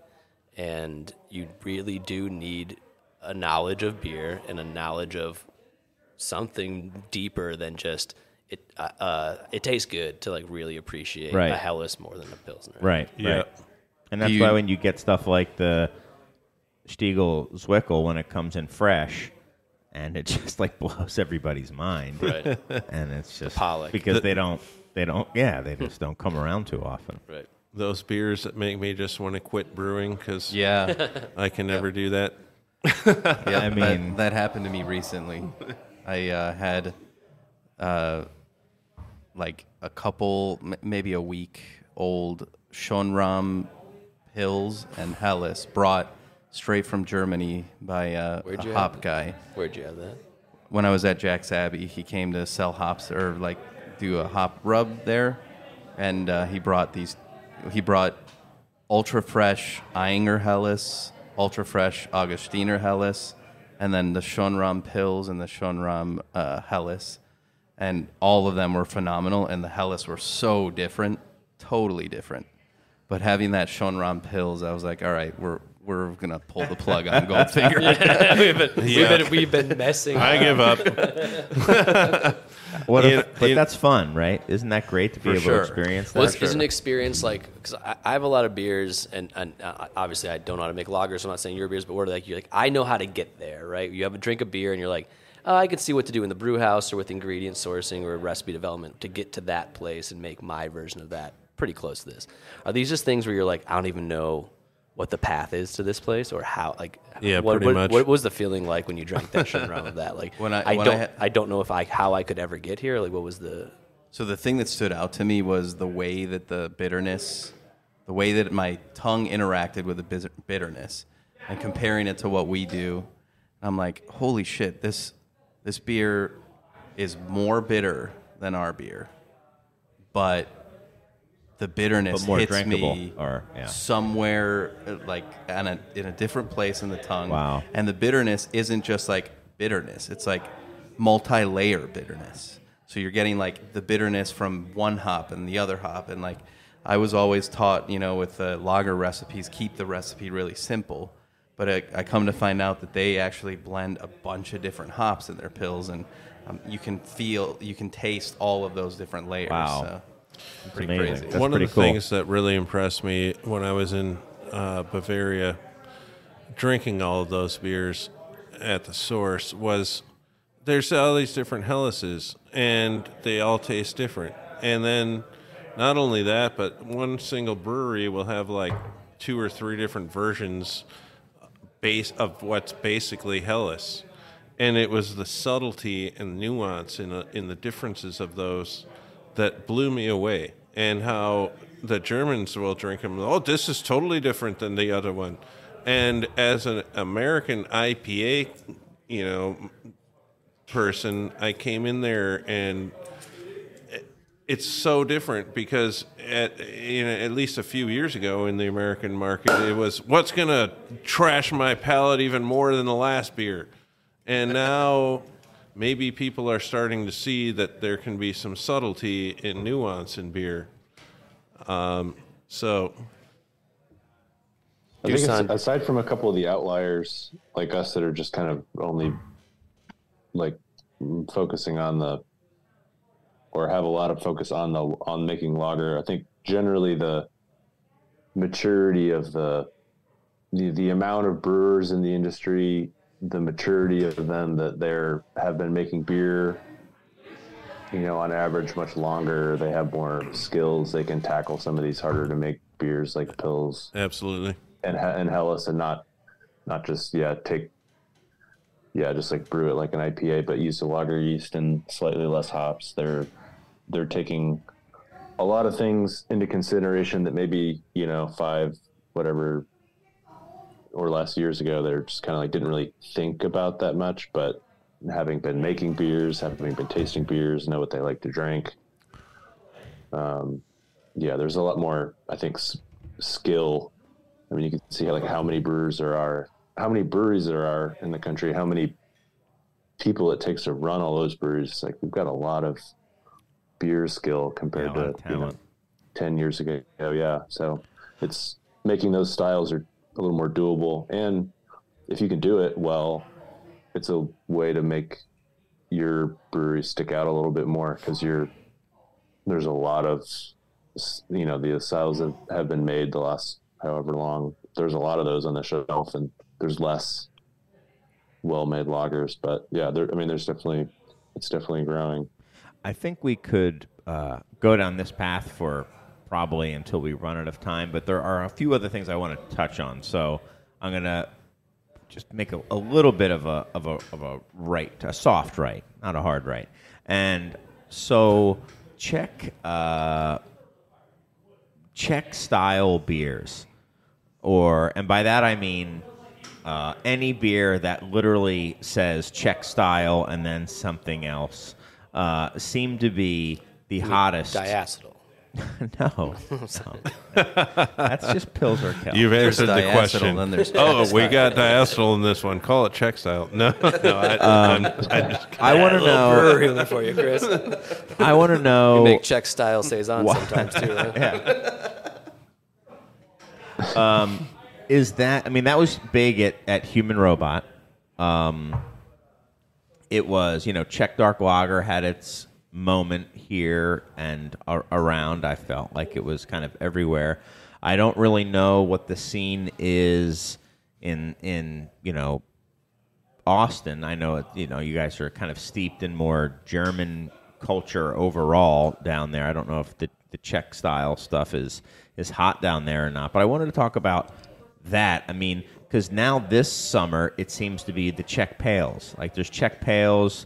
There's a lot of, I've seen multiple of the different degree beers, like a 10 degree. You made one, right? Yeah, Czech 10. Czech 10 and Diacetyl bomb. Yeah, Diacetyl bomb, total Diacetyl bomb. Just kidding. Art History made one. Human Robot had one. I've seen a few other. So like, we've got a brewery in Temple that only makes Czech lager. What does that mean to them? Yeah, to what does you? that mean? Like, how do you guys, as producers of only lager, differentiate between German style or Czech style? And like, is it inspiration driven? Is it yeast selection? Is it diacetyl? Like, is it cultural? Boiling mash is a big part of it. What'd you say? Boiling mash. Decoction mashing. Yeah, I mean, a little bit of diacetyl there's different ranges of sensitivity to it. I'm not very sensitive to it. It takes a lot for me to taste it, but I can feel it. I'm the same way. A decoction mash and a little bit of diacetyl. That's a big part of the Czech beer. And if it's like full with malt and a little bit of diacetyl, you can, those beers are really hoppy too. They're bitter. Oh, like yeah. I went over to Europe in November and went to Budapest, and there was the Pilsner Urquell everywhere. Just like, the one large golden Pils with like the half liter and the 0.3, in the cold water bath. And that beer is bitter. Yeah, but it is insanely bitter when it's fresh. But it's so drinkable. You say it's thick? It was kind of mind-boggling how, it was like, I've had a couple half liters. I'll just have a 0.3 and then we'll go. and then the 0.3 disappears, and you're like, man, I'm gonna get another 0.3, but maybe I should just get a 0.5 because that disappeared like immediately. Yeah. Yeah. Fresh Pils Urquell is a whole different animal. I think Czech beer definitely has gained popularity Why? because we've had German lagers here for so long. We've had so many imports here for forever, so that's not cool. You got to do something more obscure because obscurity equals Cool. I want to try it. yeah. Not always. You can make something really obscure and still not be cool. Let I me tell was you about brewing it. that before it was You guys cool. are cool. But Thanks, Chris. yeah, I mean, Czech from a technical standpoint, there's a lot of they're very different processes with Czech beer versus German. I think Germans always strive, depending on the beer, but for most of their beers, they strive for dryness through fermentability and hop dosing, whereas Czechs are like, yeah, let this beer end at like 5 degrees higher than the German Pils style, and let's just hop the shit out of it so that people still want to drink it. So like That sounds familiar. the mash schedule is very different. In what way? Usually mashing higher, doing decoctions because you're working with very under-modified malt. Even nowadays? Oh yeah. If you talk to, which I had the chance to talk to the head brewer of Pilsner Urquell, if you're not decocting your Czech beer, it's not a Czech beer. Sure. But is that right? But is it because the grain is under modified? Is that why? Deliberately under modified. Yeah, we have the Yeah, technology to modify it to. Right. That's why I was asking. Yeah, but no, it's tradition. It's tradition. I always think of Czech beers as more rustic than Germans. Germans tend to be a little bit tighter and clean. Driving for something a 100% little on that. more, Yeah. eradicating. Czechs of- have a It's little like bit a more Czech rustic. car versus a German car. It's like a Hugo Boss versus whatever a Czech person. Anyway, World War II The jokes hops aside. really stand out to me in Czech. Honestly, all right. So, full disclosure, I'm working off the 1998 BJCP guidelines in my head, and I think the Czech beer they had was Pilsner, Czech Pils. Anyway, somebody brought me a really fresh Bernard, which I think is an amber, Czech amber. Polot Mave. Yes, Gesundheit. Got it. And what really stood out to me about that, and the Czech amber can be related to the sort of a little bit to a Vienna style, and but the hops, it's the hops. They're using a lot more hops in Czech beers than Germans are, or Austrian. So but more than the differences in. Okay, well, let me ask: do you think it's these flavor differences and these approaches or processes and the approach to making the beer that is causing these Czech styles to be so popular all of a sudden? Nope, it's Luker I don't think so. Luker Fawcett. I agree. That's what I was trying to get It to. is the Luker Fawcett phenomenon. And you need to have Czech beer on it. Yeah. Got it. Well, you don't necessarily need to, but it created awareness behind a different beer culture, the Czech beer culture. I think the foam, like the head, Yep. like the presentation, like what you're looking at, like the Czechs definitely, like the wide mug, the pillowy top. There's a little. It seems like a little bit more attention to detail on that, and not just like trying to get rid of all the foam. There's seems to be less of that. Foam is bad, at least in the people that are buying our beers. For sure. I just, it's interesting. I would not have thought that Czech lager would be like one of the areas to watch for, like, okay, which styles are going to have their 15 minutes of fame, and maybe one will stick around and be kind of a thing for a while, but like I would have never guessed, and I still don't know why, other than that now Czech is kind of becoming like a mini Pils. Oh, I know that. Czech, they make lagers. Those are good lager styles. I want the Czech pale, I want the Czech dark, I want the Czech Pils, I want the, you know, this is interesting. You're experiencing that here. That's what your people are asking for, looking for, that you're selling more of. Not necessarily. I'm seeing it out in the market. You're in saying the that market. breweries are making Yes. Czech style beers. Yes. Interesting. Yeah. I think I'm too holed up in my own space, and Yeah, I'm, man, I'm you not gotta get seeing out. it, and I mean, Czech dark lager was like huge 2 years ago, or a year and a half ago, or something. that's so 2020. Bro. I really do believe the Lucre faucet proliferation do you? is what led to more popularity in Czech beer styles. Because I can see that. and yeah. unfortunately, people who get really into Czech craft Czech lagers here are going to go to the Czech Republic and be very disappointed because they're basically drinking German lagers named a Czech style, sans diacetyl, But on a Lucre, so it's all good. but it's on a Lucre. That's all that really matters, right? I mean, those faucets are awesome. I mean, I will say, Side going pull against only, though, right? Top pull is bullshit. going against what you're saying, I mean, I think On the Pollo has all Lucres, and I don't know how many Czech styles they're pouring. It's a so. Czech How style long does it pastry take- sour. How long does it take to pour a beer on a Lucre?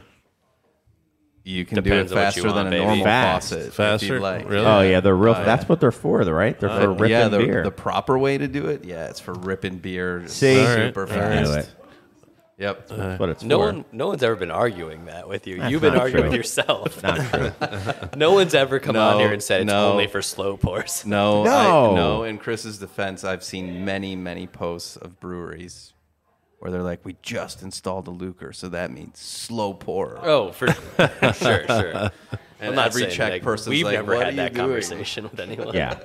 Yeah. It's for ripping beers into a mug with some wet foam on top. Because if it took a Exactly. long time, my entire taproom staff would quit on the spot. No, No, they're fast. we're not doing this. They're fast, and you can pour like perfect foam on them every time. Once you know how to use them, it appears. Watching people pour from them, I've never I poured mean, we've from one had myself. we've had people come in and just get the pours of only the foam.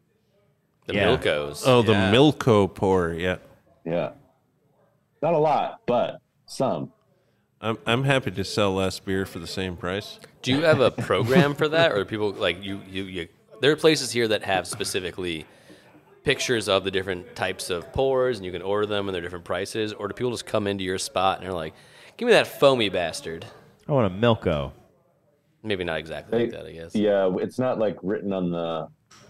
I mean, there's like on the side of the bar. There's like a little kind of like little poster if somebody's like kind of sitting at the bar and like they're really observant. But mostly it's people that have kind of seen that know that's a thing and order that. I want to be in Ours I is want a look cool. secret menu item. Oh, like an In-N-Out animal style? Yeah. If I come to Animal Goldfinger with style. an animal style OG, Did would you you know give me a that- Milko Did pour? you know Potbellies had a secret menu item? Is a Milko pour? No, it was like you could order some kind of crazy combination Milko of like shake. a meatball sandwich that would taste like a Big Mac. And my friend in New York's like, "Dude, you don't know about the secret Potbellies?" Like, no. Like, no, He's dude. like, let's go order Why don't one." we just get a Big And we Mac? went to the Potbellies, and they're like, "What the fuck are you talking about?" Oh, so they don't have a secret menu? Yeah. I guess just that one New York spot that he used to go to. Yeah. That was next to a McDonald's. The So same owner.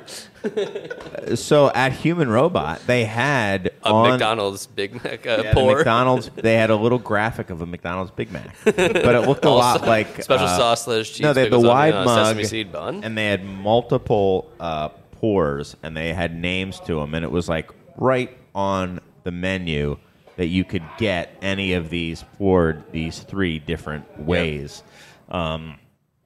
I think it's a because my brother was asking me about it. I was there with him, and I was like, and it's kind of. You're a notoriously open guy. To things like Yeah, that. Right. I was like, it's a gimmick. I said, it's a gimmick, is what they're doing. I said, they're trying to make it experiential. They're trying to make it something where you go there and you want to So do you try think- it. in all I don't different think there's a ways. single place that offers that for the people offering it. It's a gimmick. Like, I think every place that has that's offering it is genuinely invested in, like, if you want to engage with this beer this way, we're here for it. Do they- Like, no one's like, we're going to sell more beer by offering Milkos. Do they serve Milkos in Czech Republic? Yeah. Yeah. They do? Yeah, big Okay. time.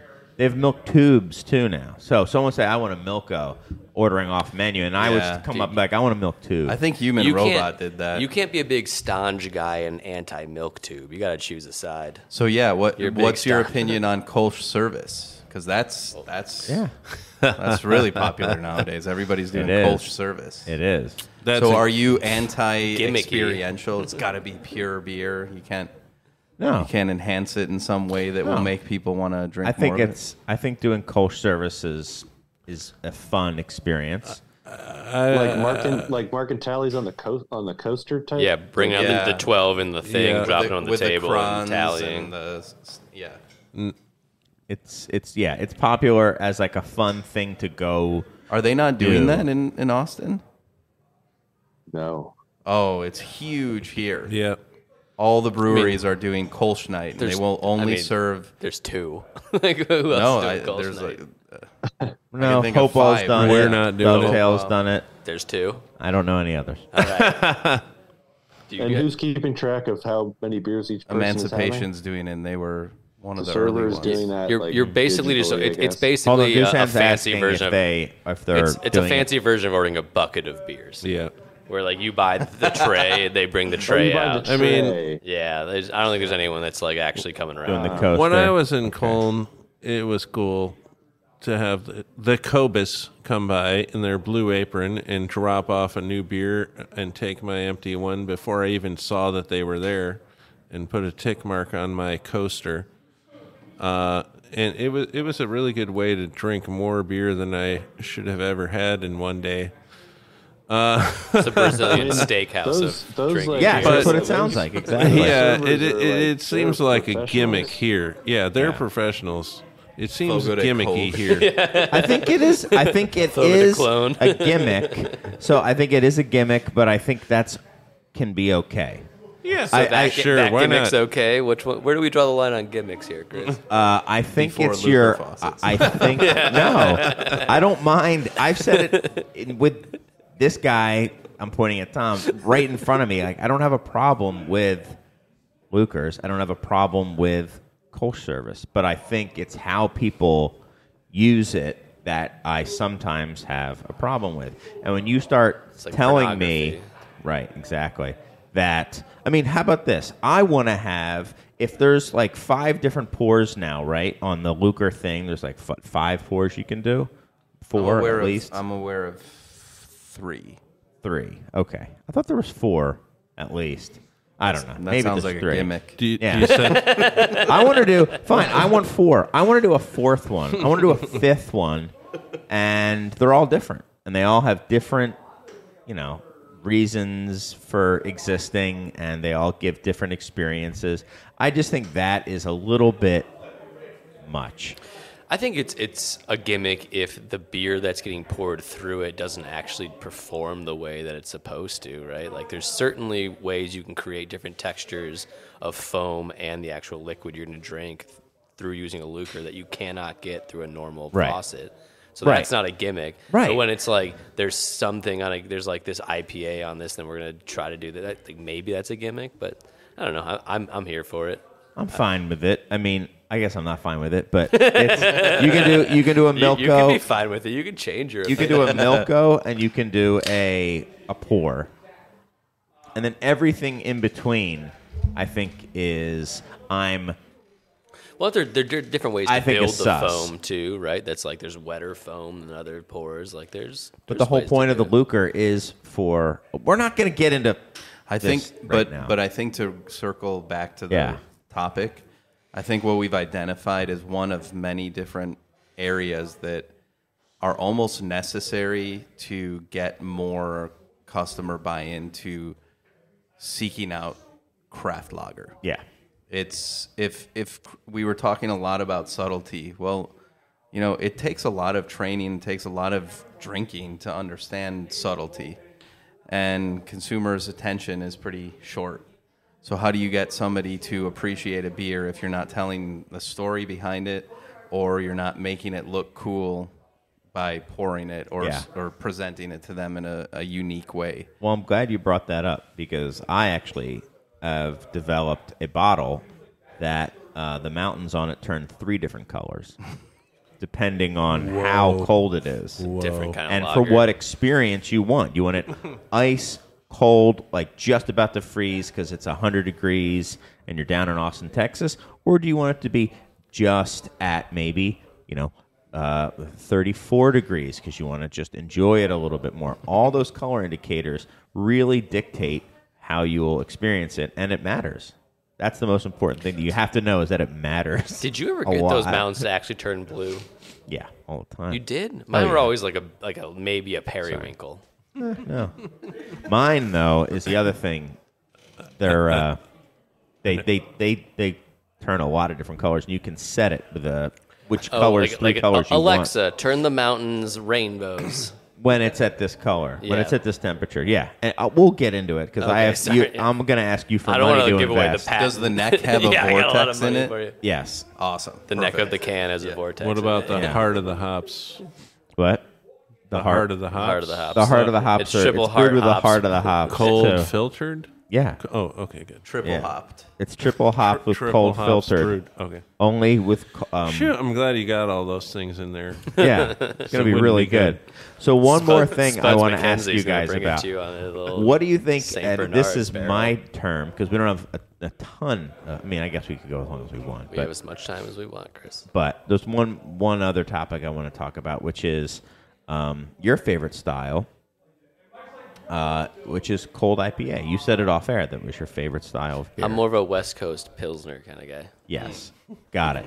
So, like, what do you actually think true. about this? I agree. I do like the West Coast Pilsners I've liked more than I've the The cold IPLs IPAs. or the cold IPAs I've had. You gave away, said the quiet part out loud there. Yeah, whoops.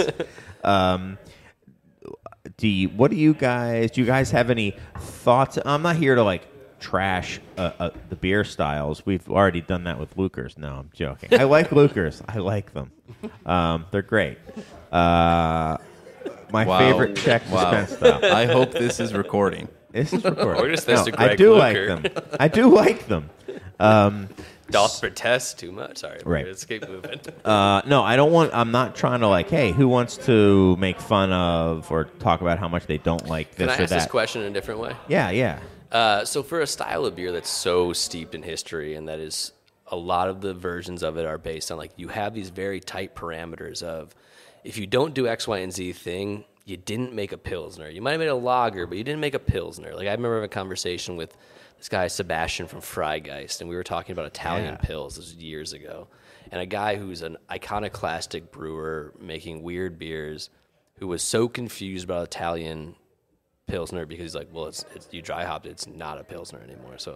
So in a world of that type of thing where you have tight parameters, where do you look for making new beers? Do you look into the past of this, Zoidberg style beer that you guys were making?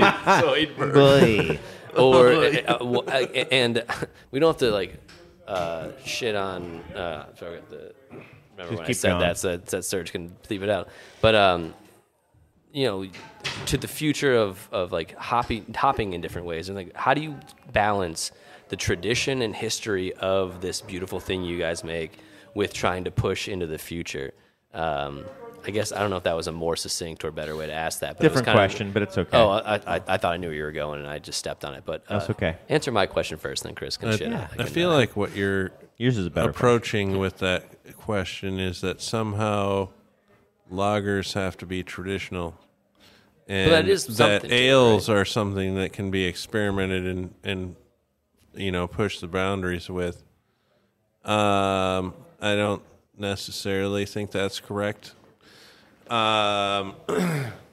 I've personally, as the brewer that I am, I've always been more along the lines of let's try to recreate more traditionally, but not always. We do a Munich-style dunkel that's 26% rye, and so it's no longer a Munich dunkel. But So- you'd have to, like, making a Munich Dunkel is 26% rye is significantly different than making a Snickers flavored seltzer, right? Which is where the rest but of innovation in craft beer. That's is not taken, beer right? anymore. Sure. But like, In my opinion. In the cold IPA, the A still the A stands for ale. Yes, but apparently that's not true, right? You have to think beyond it standing for ale. It's actually not separated into India Pale Ale anymore. It's IPA. it's like KFC doesn't actually technically stand for Kentucky Fried Yep. Chicken anymore. It's just IPA is an KFC. experience, and this is the type of IPA experience we're going to give you. Just shut up and make a hoppy lager and call it something else besides trying to. Yeah, I feel like the idea of that naming scheme is just trying to hop on the bandwagon of IPA. Right. And I've always made the joke that every beer we serve is an IPA. We have a Kolsch IPA and a Pilsner IPA and a Dunkel IPA, and our Doppelbock IPA, because that's what, like I said, people come in and ask for IPA because they think there's two kinds of beer. And so I feel like a lot of breweries or marketers, at least, think that it has to somehow relate to IPA. And to me, calling If it we a make cold one, we just drop the IPA, cold. yeah, calling it a cold IPA is just some sort of stupid marketing gimmick.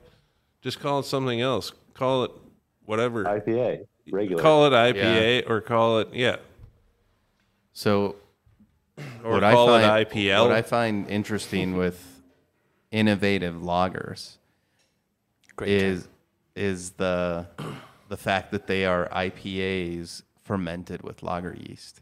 And there's a lot of really prominent IPA producers whose whole IPA portfolio, which they call IPA, is fermented with lager yeast. Do tell. Firestone Walker. I don't know if they're all lagers. Are they all lagers? I don't think they all are. Some of Maybe them not are. all of them. Hopnosis definitely is because we asked the man. 805 is a lager. No, No, that's he's just saying ale. all their IP things. A lot of things they call. They definitely IPAs. make Yeah. IPAs with Lager lager yeast. yeast. I know Hopnosis is a lager. I think Highland Park does that a lot too. Okay. Yeah, that's the West Coast pills. That's hilarious because there's But, a lot but of even calling them, so they'll do like 4 different beers, but like 3 of them will be called IPA, but they're all fermented with lager yeast. Yeah. I know Wayfinder was doing that a lot. They're the cold IPA But original. that's feel- the And same they are the thing. cold IPA originator, so they were actually doing IPAs, calling them IPAs with lager yeast too. That's, There's I think the thing that's funny about that is there's a lot of people making so-called lagers that aren't made with lager yeast. Right. Like maybe they're using some other strain like Quake or something, Yeah. or even 1056. So what do you Well, guys think about that? I About think that's why I have less of an issue with the West Coast Pills somehow. Now that I'm thinking about it, maybe because it's like Pills references lager yeast, and then all that historic making a lager but not actually using lager yeast. I mean, we're pretty worn out on that, or I am. worn out on what? Like walking into a pub and ordering the lager, but it's not a lager. It's Oh, like Lutra. it's an ale. It's an ester. Cheating. There's also like, You're like, I feel misled. It's like the cold IPA thing is. I feel more misled by that than I do West Coast Pills. all of the interesting. Wait, West Coast Pills is a thing now? yeah, they're delicious. Yeah, they're very good. They taste Okay. good. There's also like, remember when biotransformation was a real hot word in IPA making? Up until like maybe the last 4 or 5 years, all of the research done on biotransformation was coming from a study done on lager yeast. And so anyone's idea of like these things are turning into this terpene and this and that was coming from lager yeast. It was all done at like Sapporo or Asahi or something in Japan. And so like that's why a lot of this stuff was like happened, where like let's use these hops with these yeasts because they actually make these things that IPA brewers think they're making, but it's actually if you read the studies, they're done with lager yeast. So, Interesting. Maybe and there's that's, different maybe that's why Brennelson was using lager right. yeast. There's different metabolic. If someone would pathways, for know, sure. it's that guy. There's absolutely He's a different smart metabolic pathways. He is a smart guy. Yeah. Yeah. But yeah, there's certain biotransformations that Big only Saison guy, bro. Big Saison. Panda. That's so inside. Yeah. But yeah, like a lot. There's things that the yeast that you guys use specifically do to hops that most brewers are completely unaware of and think they're doing with ale yeast, which they might be doing now because there's a bunch of genetically modified ale yeast, but biotransformation originally was researched in lager yeast. But you guys are liking these innovative, hoppy West Coast, New World, I'll call them hops. I mean, they might not be literally from the U.S., but and I think it is opening up people to lagers, even if they have to figure out what the hell a cold. I don't know if anyone's ever going to figure out that a cold IPA is a lager unless they're already into craft beer pretty heavily. But Yeah, I don't think it matters. Right. I agree. Well, you get to this point where it's like, why don't you think it matters? So I mean, go yeah. ahead, Dusan. Yeah, go do something. I just don't.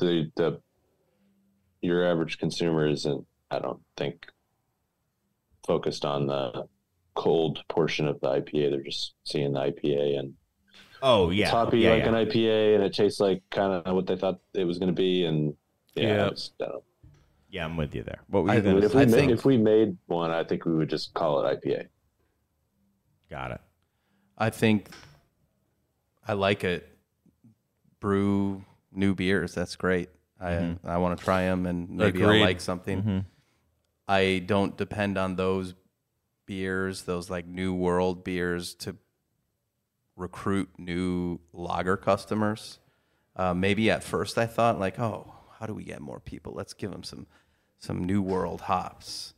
But that's not really going to happen. I don't think that. I think when people decide to make the switch, they don't even make the switch, but when they start to explore that realm, they're not necessarily seeking out what the same flavors that they've been enjoying in the other realm. They're looking for something completely different, and typically it's just a traditional old world lager.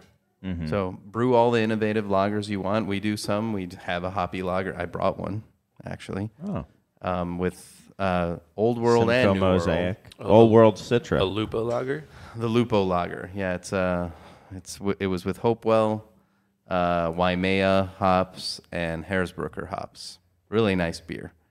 But I mean, I think the excitement in our tap room behind that beer was, believe it or not, less than the excitement behind the Grodes that we just tapped today, because we've really narrowed in on our clientele, and they're like, I mean, yeah, they'll drink it and they like it, but they're here for the traditional stuff. Right. I think the most. So go ahead, Dusan. No, I think that was Oh, that was me. that was you. okay. That I was was you talking to myself. talking to yourself. I think the most successful versions of all of those types of beers engage with both of those types of hops. Like if it's all Citra or all New World hops, it doesn't quite hit the same way as if there's something grounding it with like a Hersbrucker or even a Saz or something that can like even if it's overpowered, you still tether it to like the ground in some way with those classic noble flavors. Yeah, somehow like the fruity American hops don't always play well with the well attenuated character of a lager. Sometimes they do. We do a series of F around and find out beers where we'll take a keg of one of our normal beers and add some hops to it and then just serve one keg of it. And they do well. People love it. And so we've done stuff with Citra and whatever, nouveau American hops varieties, and Nouveau. sometimes it works, and sometimes it just overpowers the rest of the beer. Yeah. That they're not subtle hops. I also think like Yeah. noble hop characters kind of. There's more to beer than hops. Well, it's gone this way of like vanilla, where we use vanilla to mean plain. But when you were to taste, if you taste vanilla is a very intense, very deep flavor. And it's just this thing that we're like, oh, it underlines everything else we eat and drink in the sweet world. So it must be boring. But vanilla itself is actually incredibly flavorful. Yeah. And so when it's like vanilla and orange or vanilla and all this other stuff, it's like, this is a flavorful thing on its own. And that's, to me, in those beers, what noble hops or more traditional hops, like the role they play is this vanilla, where it's like we're so used to them and we're so not bored, but so kind of we've been drinking beers with those types of hops for so long that we forget how important and good they are. Where if you take vanilla out of something like an ice cream and you just put the strawberry in, it's like, well, it's missing something. Well, then it tastes just vanilla.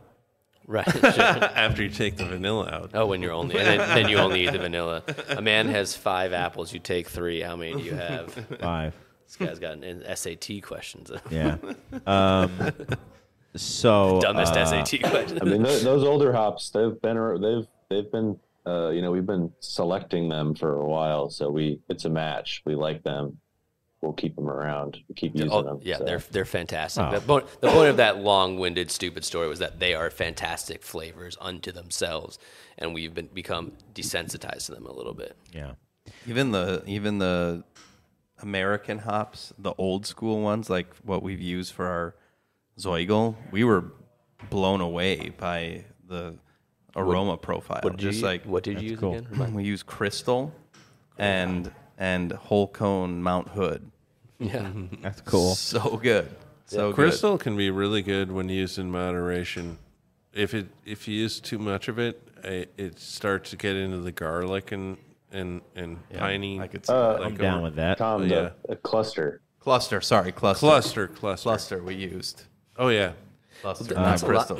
That's a lot of those hops. the though, oldest right? American hop, existing Exactly. American hop. Exactly. Yeah. When you use them in the amounts they're intended to be used or meant to be used when they were like popular and bred, they're fantastic and nuanced and beautiful. And then when you try to like make an IPA with them, it's like, well, yeah, if you're hopping it with at rates they're not supposed to be done with, it won't present as it's supposed to.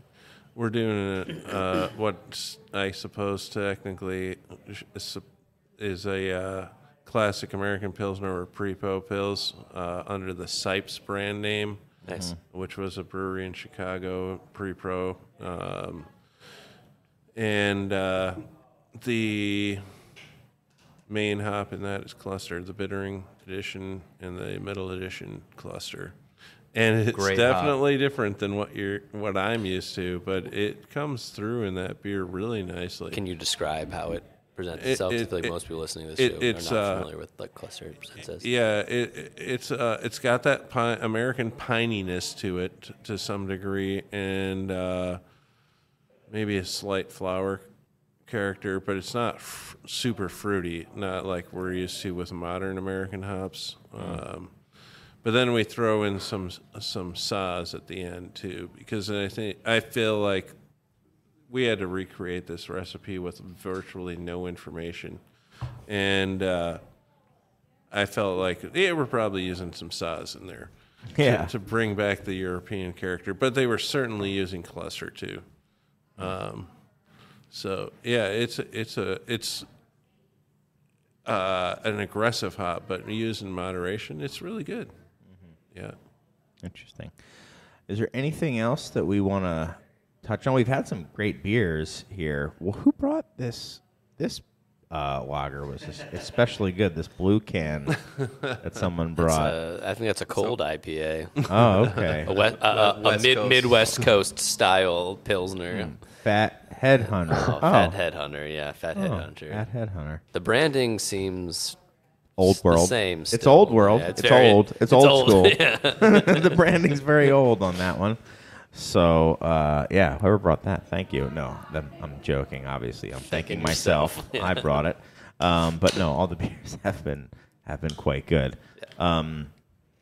But, when you're passing through Middleburg Heights, Ohio, maybe I go out of my way to You're make gonna sure go I to pass through Middleburg Heights, Ohio. They might be the but- best lager brewery in Middleburg Heights, Ohio, too. Yeah, they probably are. Yeah. They probably are. They're up there. Yeah. Anything else that we need to touch on when it comes to lagers? Or is there nothing else to say about lager? Have we talked about everything?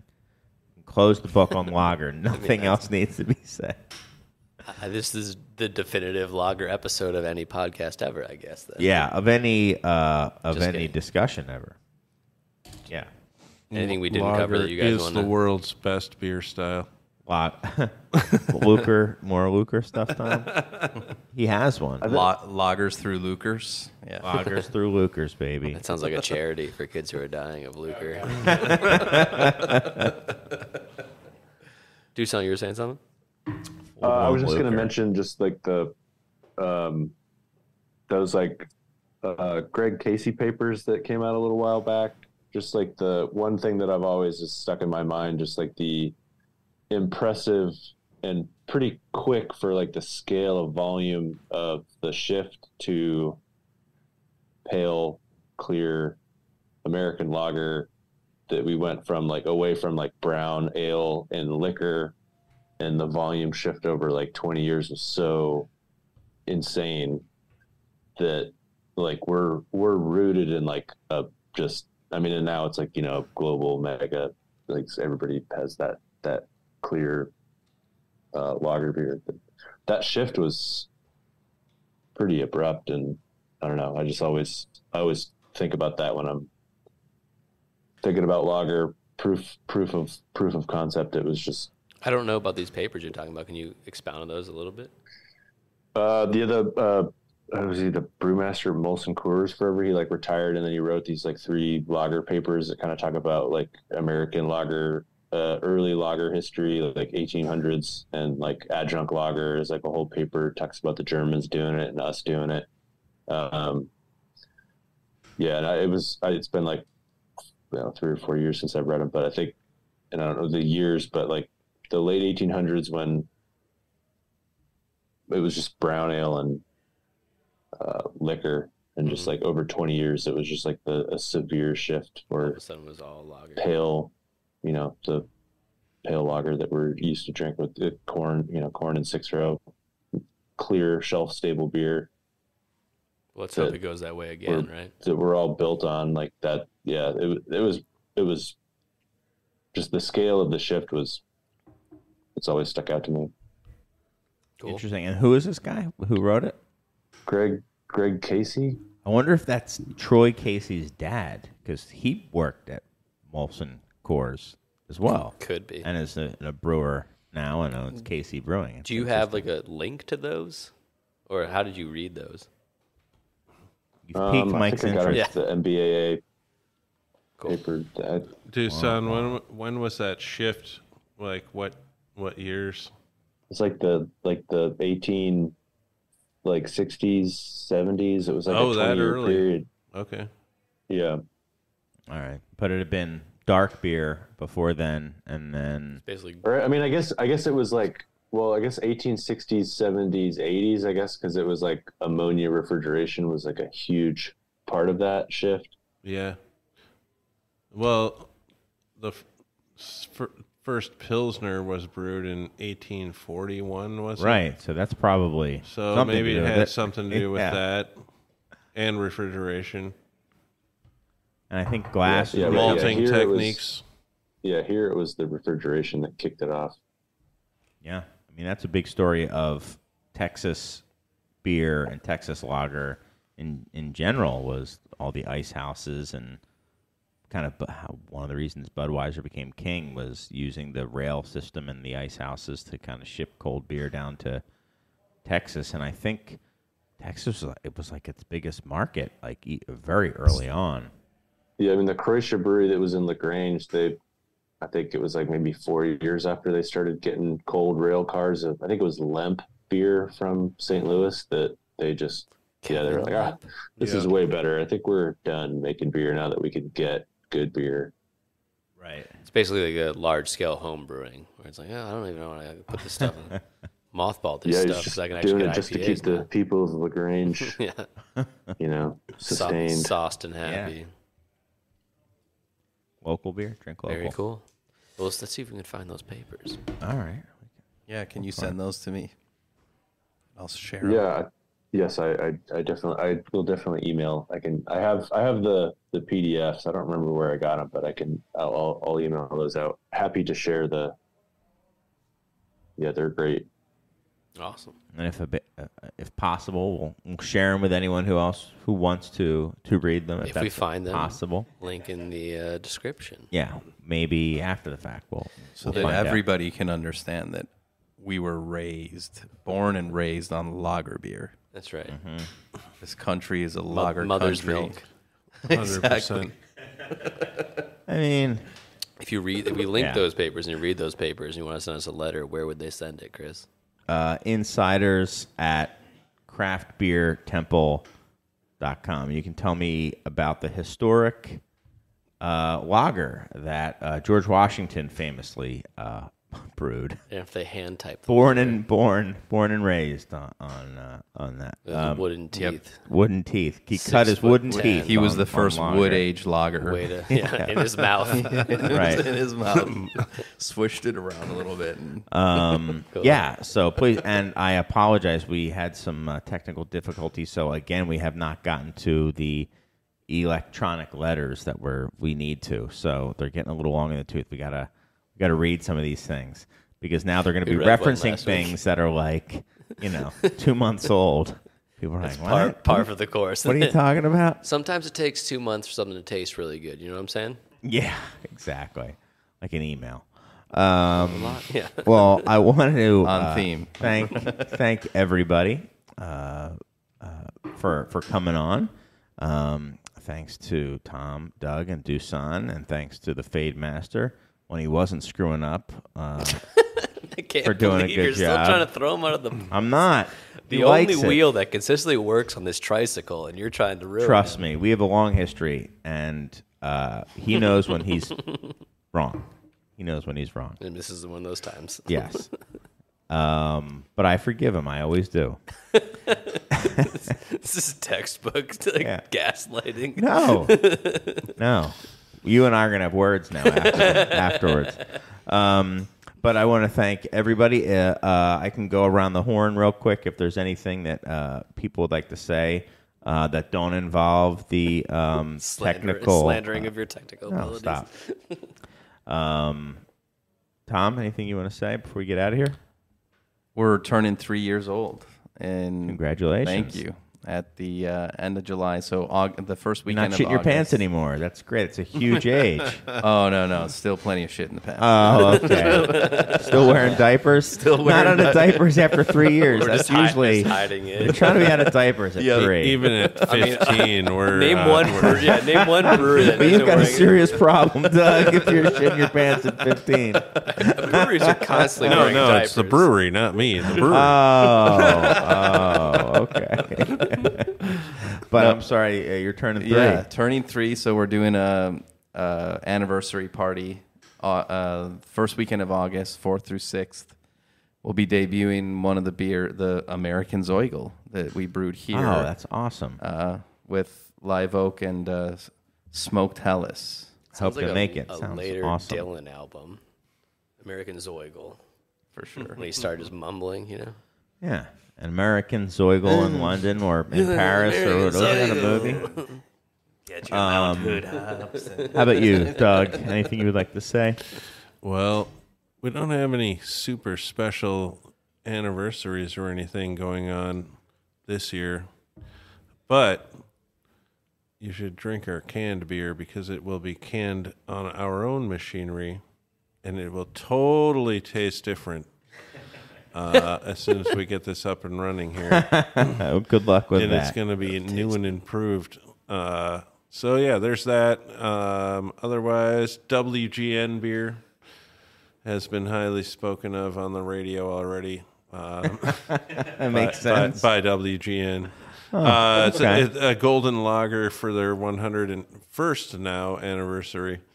But, yeah, that's our summer specialty. And also, Sipes is doing Bavarian now pretty much year-round, Hefeweizen. Oh, I had it on Saturday. It was fantastic. did you? Yeah, Oh, very when you were there. Very cool. Figured I'd Dusan, anything you'd like to say in closing? It doesn't need to be a plug. It can be. You can follow the other two. Anything you want to say, really. Buy our beer. Buy our beer. Yeah. Tanglefoot is the name of that Czech brewery, and they're like an hour north of Austin. They're, Okay. Worth a visit.